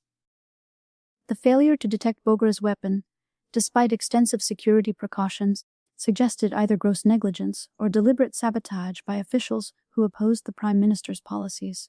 The investigation's inconclusive results and the rapid execution of the assassin prevented a thorough examination of the security failures while generating conspiracy theories that further undermined confidence in government competence and loyalty. The outbreak of World War I in August 1914 initially provided the imperial government with an opportunity to rally popular support around patriotic themes while postponing the resolution of domestic political conflicts that had been building since the 1905 revolution. Nicholas C's decision to enter the war in support of Serbia reflected both traditional Russian commitments to Slavic peoples and the influence of advisors who believed that military victory would restore imperial prestige while uniting Russian society behind the throne. The emperor's appearance on the balcony of the Winter Palace before cheering crowds seemed to demonstrate renewed popular loyalty, while the Duma's unanimous support for war credits suggested that constitutional conflicts could be set aside in the face of national emergency. The initial military mobilization proceeded with impressive efficiency as millions of Russian soldiers reported to assembly points throughout the empire while the railway system transported troops and supplies to the western frontiers. The army's size, numbering over 1.4 million men in peacetime and expanding to nearly 6 million through mobilization, appeared to provide overwhelming numerical superiority over German and Austrian forces. The soldiers' enthusiasm and traditional courage demonstrated in countless previous conflicts suggested that Russian military power would prove decisive in the coming struggle despite the technological and organizational advantages that Germany possessed. The Battle of Tannenberg, fought from August 26 to August 30, 1914, provided a devastating introduction to the realities of modern warfare while demonstrating the inadequacy of Russian military leadership and organization. General Alexander Samson's Second Army, advancing into East Prussia, according to plans designed to support French operations on the Western Front, became separated from General Pavel Wren and Kemp's First Army, and found itself isolated in hostile territory. The German commanders Paul von Hindenburg and Erich Ludendorff recognized the opportunity to defeat the Russian army separately and concentrated their forces against Samsonov's exposed position. The encirclement of the Russian Second Army demonstrated the effectiveness of German military planning and the superiority of their communication systems over Russian command and control capabilities. The German forces, using interior lines and railway transportation, achieved local numerical superiority despite being outnumbered overall, while their coordination between different units contrasted sharply with Russian confusion and poor communication. The battle's outcome, with over 120,000 Russian casualties and the virtual destruction of an entire army, eliminated experienced troops and officers while providing Germany with a decisive victory that would influence the entire Eastern Front campaign. General Samson's suicide on August 29th, as his army disintegrated around him, symbolized the personal tragedy and military incompetence that characterized Russian performance throughout the war. The general's recognition that his failure would disgrace both his reputation and his country reflected the traditional honor code that governed Russian military culture. While his death eliminated a commander whose experience might have been valuable in future operations, the loss of most of the Second Army's officers and equipment created gaps in Russian military capabilities that would prove impossible to fill adequately throughout the remainder of the war. Alex Brasilov's innovative tactics during the 1916 offensive had demonstrated that Russian forces could achieve tactical success when properly coordinated and supplied. But the strategic situation continued to deteriorate as the economic and social fabric unraveled under the strain of total war. The offensive's initial breakthrough against Austrian positions in Galicia, achieved through simultaneous attacks along a 200-mile front, had caught enemy forces unprepared and resulted in the capture of over 350,000 prisoners. However, the operation's ultimate failure to achieve decisive results, combined with its enormous cost in Russian casualties, exemplified the fundamental problems that plagued the empire's war effort throughout 1916 and early 1917. The Homeron's collapse accelerated dramatically during the winter of 1916 to 1917 as the transportation system, already strained by military demands, proved unable to deliver adequate food supplies to major cities. The railway network, which had been designed primarily to move troops and military supplies to the western frontiers, lacked the capacity to simultaneously maintain civilian distribution systems that had become essential for urban survival. Breadlines formed in Petrograd and Moscow as early as December 1916. While the government's price controls and requisition policies disrupted normal market mechanisms without providing effective alternatives for food distribution, the influence of Gregory Rasputin over the imperial family reached its zenith during this period, creating a political scandal that further undermined the monarchy's credibility among both the educated classes and the general population. The Siberian peasants' apparent ability to control the hemophilia attacks suffered by Tsarevich Alex had made him indispensable to Empress Alexandra, who viewed his presence as divinely ordained protection for her son in the dynasty. Rasputin's crude manners, scandalous personal behavior, and obvious manipulation of imperial appointments created widespread revulsion among the nobility and government officials. While his German-born patron's unpopularity made the entire arrangement appear treasonous to many Russians, the murder of Rasputin on December 30, 1916, by a group of nobles led by Prince Felix Yusupov and Grand Duke Dmitry Pavlovich represented a desperate attempt by members of the imperial family to save the monarchy from the scandals that surrounded the controversial holy man. The assassination's brutal nature, involving poison, gunshots, and drowning in the Neva River, reflected the killer's determination to eliminate Rasputin permanently while sending a message about the consequences of manipulating imperial authority. However, the murder's aftermath only deepened the imperial family's isolation, as Nicholas Sikha's decision to exile the conspirators rather than reward them for their patriotic service demonstrated his continued inability to understand the political realities surrounding his throne. The February Revolution began on March 8, 1917, with spontaneous demonstrations by women textile workers in Petrograd who were protesting bread shortages and demanding an end to the war that had consumed their husbands and sons. The International Women's Day protests, initially involving only a few thousand participants, quickly expanded as workers from other industries joined the demonstrations while police proved unable or unwilling to disperse the growing crowds.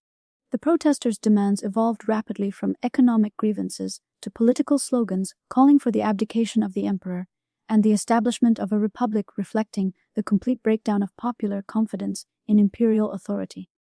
The military garrison's refusal to fire on demonstrators marked the decisive moment when the revolution became irreversible, as the troops, who had been ordered to suppress the protests, instead joined the crowds and turned their weapons against their officers.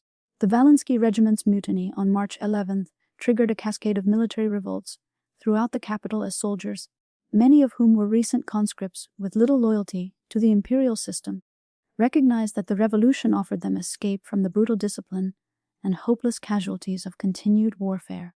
The sight of soldiers marching alongside workers while carrying red flags and revolutionary banners demonstrated the complete collapse of military discipline that had been the foundation of autocratic rule. The formation of the Provisional Government on March 15, 1917 represented the liberal politicians' attempt to create a constitutional regime that would continue the war effort while implementing democratic reforms that had been demanded since 1905. Prince Georgy Lav, who became the new government's first prime minister, embodied the moderate liberalism that had characterized the Constitutional Democratic Party's approach to political reform. His background as a Zivo leader and his reputation for administrative competence suggested that the new regime might successfully navigate the transition from autocracy to democracy while maintaining Russia's commitments to its wartime allies. The provisional government's composition reflected the political forces that had emerged during the previous decade of constitutional development, with ministers drawn primarily from the parties that had participated in the Duma's opposition to autocratic rule. Pavel Milikov, the historian and constitutional democratic leader who became foreign minister, brought intellectual distinction and international recognition to the new government, while his commitment to liberal principles and constitutional government provided ideological coherence to the revolutionary regime. Alexander Kinsky, the only socialist in the initial cabinet, served as a bridge between the moderate liberals who controlled the government and the radical socialists who dominated the Petrograd Soviet. The dual power arrangement that emerged in the revolution's aftermath created an inherently unstable political situation, as the provisional government claimed legal authority, while the Petrograd Soviet exercised practical control over the workers and soldiers who had made the revolution possible. The Soviets' formation on March 12, 1917, brought together representatives from factories and military units throughout the capital in a body that claimed to speak for the revolutionary masses while challenging the provisional government's right to make decisions about war and peace. The Soviets' famous Order No. 1, which established soldiers' committees and eliminated traditional military discipline, effectively destroyed the army's command structure, while ensuring that military units would obey the Soviet rather than the government. Nicholas II's abdication on March 15, 1917 at the Pskov railway station marked the end of over 3 centuries of Romanov rule and the collapse of the autocratic system that had governed Russia since the time of troubles. The emperor's decision to renounce the throne for both himself and his son Alex in favor of his brother Grand Duke Michael reflected his recognition that continued resistance would only prolong the civil conflict while endangering his family's safety. The abdication manifesto's language, emphasizing the emperor's desire to serve Russia's interests rather than his own, provided a dignified conclusion to his reign, while acknowledging the complete failure of his policies and leadership. Grand Duke Michael's refusal to accept the crown without guarantees from a constituent assembly effectively ended the Romanov dynasty and completed the transformation of Russia from an autocratic empire to a provisional republic. The Grand Duke's decision, influenced by his recognition that accepting the throne would make him a target for revolutionary violence, demonstrated the dynasty's complete loss of support among all segments of Russian society. The monarchy's peaceful demise, achieved without the dramatic executions that had characterized previous European revolutions, initially suggested that Russia's transition to democracy might avoid the extremes of violence that had marked similar transformations in other countries. The provisional government's decision to continue the war effort, despite overwhelming popular opposition to further military operations, represented the fatal error that would ultimately destroy the moderate revolution and pave the way for Bolshevik victory. The government's commitment to honoring Russia's obligations to Britain and France reflected both ideological conviction about democratic solidarity and practical concerns about maintaining Western support for the revolutionary regime. However, the continuation of military operations that had already cost millions of Russian lives contradicted the revolution's popular mandate, while providing the Bolsheviks with their most effective propaganda weapon against the moderate government. The April thesis presented by Vladimir Lenin immediately upon his return to Russia on April 16, 1917, outlined the radical strategy that would enable the Bolsheviks to seize power by positioning themselves as the only party committed to immediate peace, land redistribution, and workers' control of industry. Lenin's demand for an immediate end to the war, regardless of the consequences for Russia's allies, directly appealed to the war-weary population, while distinguishing the Bolsheviks from other socialist parties that supported the provisional government's continuation of military operations. His slogan, "Peace and Bread," provided a simple but powerful program that addressed the 3 issues most important to ordinary Russians, while offering concrete benefits that the moderate government had failed to deliver. The July Days crisis demonstrated the provisional government's continuing weakness, while revealing the Bolsheviks' growing influence among the radicalized workers and soldiers of Petrograd. The spontaneous uprising triggered by the government's decision to launch a new military offensive brought thousands of armed demonstrators into the streets, demanding the transfer of power to the Soviets.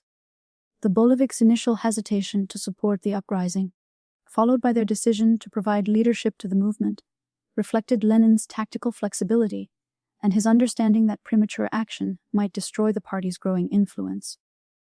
The government's successful suppression of the uprising, achieved through the use of loyal military units and the publication of documents allegedly proving Lenin's German connections, temporarily weakened Bolshevik influence while demonstrating the regime's continued capacity for decisive action.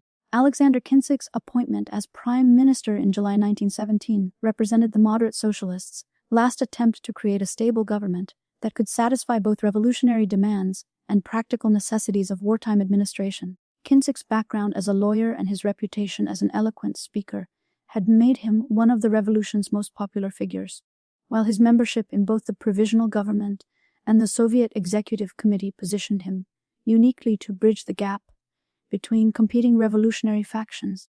His theatrical speaking style and his ability to inspire audiences with passionate appeals to patriotic duty suggested that he might successfully rally popular support for continued resistance to German invasion. The Kornilov affair in August 1917 marked the turning point that would ultimately lead to Bolshevik victory by destroying the moderate government's credibility, while providing the radical left with weapons and organization that would prove decisive in the coming struggle for power. General Lava Kornilov's march on Petrograd, ostensibly to restore order and strengthen the war effort, created a crisis that forced Kinsky to arm the Bolsheviks and other radical groups in defense of the revolution. The general's failure to reach the capital, caused by the railway workers' refusal to transport his troops and the disintegration of his forces through revolutionary propaganda, eliminated the threat of military dictatorship, while leaving the Bolsheviks with weapons and enhanced prestige as defenders of revolutionary gains. The Bolsheviks' seizure of power during the October Revolution represented the culmination of Lenin's strategy of exploiting the provisional government's weaknesses, while positioning his party as the only force capable of implementing the radical changes that the Russian people demanded. The revolution's planning, directed by Leon Trotsky as chairman of the Petrograd Soviet's Military Revolutionary Committee, demonstrated the organizational capabilities that the Bolsheviks had developed during months of preparation for the decisive confrontation. The capture of key points throughout Petrograd, including the telegraph office, railway stations, and government buildings, proceeded with remarkable efficiency as the provisional government supporters melted away in the face of determined opposition. The storming of the Winter Palace on November 7, 1917, provided the dramatic climax to the Bolshevik Revolution, while demonstrating the complete collapse of resistance to the new regime. The palace's defense, entrusted to a women's battalion and a handful of military cadets, reflected the provisional government's isolation and the unwillingness of regular military units to fight for a regime that had lost all popular support. The palace's capture, achieved after minimal resistance and with remarkably few casualties, enabled the Bolsheviks to arrest the remaining government ministers while establishing their control over the symbols of state power. Lenin's immediate implementation of radical policies, including the Decree on Peace and the Decree on Land, fulfilled the promises that had enabled the Bolsheviks to gain popular support while demonstrating their commitment to revolutionary transformation. The peace decrees call for immediate negotiations to end the war without annexations or indemnities, appealed directly to the war-weary population, while challenging the other belligerent powers to accept reasonable terms for ending the conflict. The land decree's authorization of peasant seizures of noble estates legitimized the rural revolution that had been occurring spontaneously throughout 1917 while ensuring Bolshevik support in the countryside. The dissolution of the Constituent Assembly on January 18, 1918 marked the definitive end of Russia's brief experiment with democratic government and the establishment of Bolshevik dictatorship that would characterize the Soviet system for the next 7 decades. The Assembly's composition, reflecting the election results from November 1917, gave the Socialist Revolutionary Party a majority that would have enabled it to form a government committed to democratic socialism and continued resistance to German expansion. Lenin's decision to disperse the Assembly after a single-day session demonstrated his recognition that democratic institutions were incompatible with the revolutionary transformation that he intended to implement.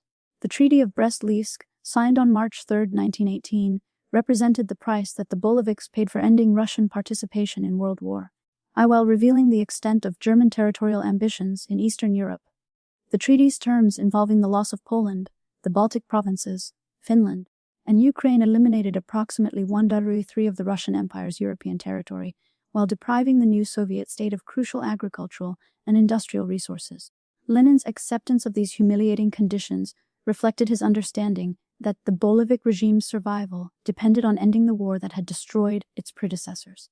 Regardless of the territorial costs involved, the outbreak of the Russian Civil War in 1918 created the conditions that would ultimately lead to the murder of the Romanov family, while demonstrating the Bolsheviks' determination to eliminate all potential symbols of counter-revolutionary resistance. The formation of the White Army under generals like Anton Denkin and Alexander Kolchak provided the Bolsheviks' opponents with military leadership and international support that threatened to overthrow the new regime.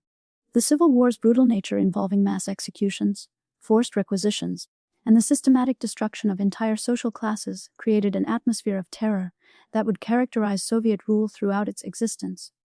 The execution of Nicholas II and his family on July 17, 1918, in the basement of the Apatve house in Ekaterinburg, represented the Bolsheviks' determination to eliminate any possibility of monarchist restoration while demonstrating their willingness to use extreme violence to maintain power. The decision to kill the entire family, including the 4 daughters and the hemophiliac son, Alexei, reflected the revolutionary belief that any surviving Romanov could serve as a rallying point for counter-revolutionary forces. The murder's brutal nature, involving gunshots and bayonet thrusts in a confined space, created a scene of horror that would haunt Russian memory for generations while symbolizing the complete destruction of the old order. The cover-up of the executions, including the destruction of the bodies and the false claims that only the emperor had been killed, demonstrated the Bolsheviks' recognition that their actions would be condemned by both domestic and international opinion. The disposal of the remains in an abandoned mineshaft, followed by their removal and burial in unmarked graves, reflected the killer's understanding that the murders represented crimes that could not be publicly acknowledged or defended. The mystery surrounding the family's fate, maintained for decades by Soviet authorities, created legends and conspiracy theories that would persist long after the regime's collapse. The fall of the Russian Empire represented one of the most significant transformations in world history, ending a political system that had endured for over 4 centuries, while creating conditions that would influence global politics throughout the 20th century. The empire's collapse resulted from the interaction of multiple factors, including military defeat, economic breakdown, social revolution, and the personal inadequacies of Nicholas II. But the underlying cause lay in the autocratic system's inability to adapt to the demands of modern industrial society. The Romanov dynasty's failure to implement constitutional government, address social inequalities, or create institutions that could channel popular participation constructively left Russia vulnerable to the radical solutions that the Bolsheviks provided. The empire's legacy extended far beyond Russia's borders, influencing the development of the Soviet Union, the course of World War I, and the subsequent history of Eastern Europe and Central Asia. The territorial losses that resulted from the empire's collapse created new nation-states that would struggle with questions of identity and governance throughout the 20th century, while the revolutionary model that emerged from Russia's transformation would inspire communist movements worldwide. The human cost of the empire's collapse, measured in millions of deaths from war, revolution, and civil conflict, demonstrated the catastrophic consequences of political systems that failed to adapt to changing circumstances while maintaining their authority through force alone. The Russian Empire's end marked the conclusion of an era in which traditional autocratic institutions had governed vast territories and diverse populations through personal rule and bureaucratic administration. The empire's achievements, including territorial expansion, cultural development, and military power, had made Russia a major factor in European and world politics for over 2 centuries. However, the system's ultimate failure to create sustainable institutions that could survive the challenges of modern warfare and social transformation revealed the fundamental weaknesses that had been concealed by military success and territorial expansion. The Romanov dynasty's tragic fate served as a reminder that political legitimacy in the modern world requires more than historical precedent and traditional authority, demanding instead the creation of institutions that can adapt to changing circumstances while maintaining popular support and effective governance.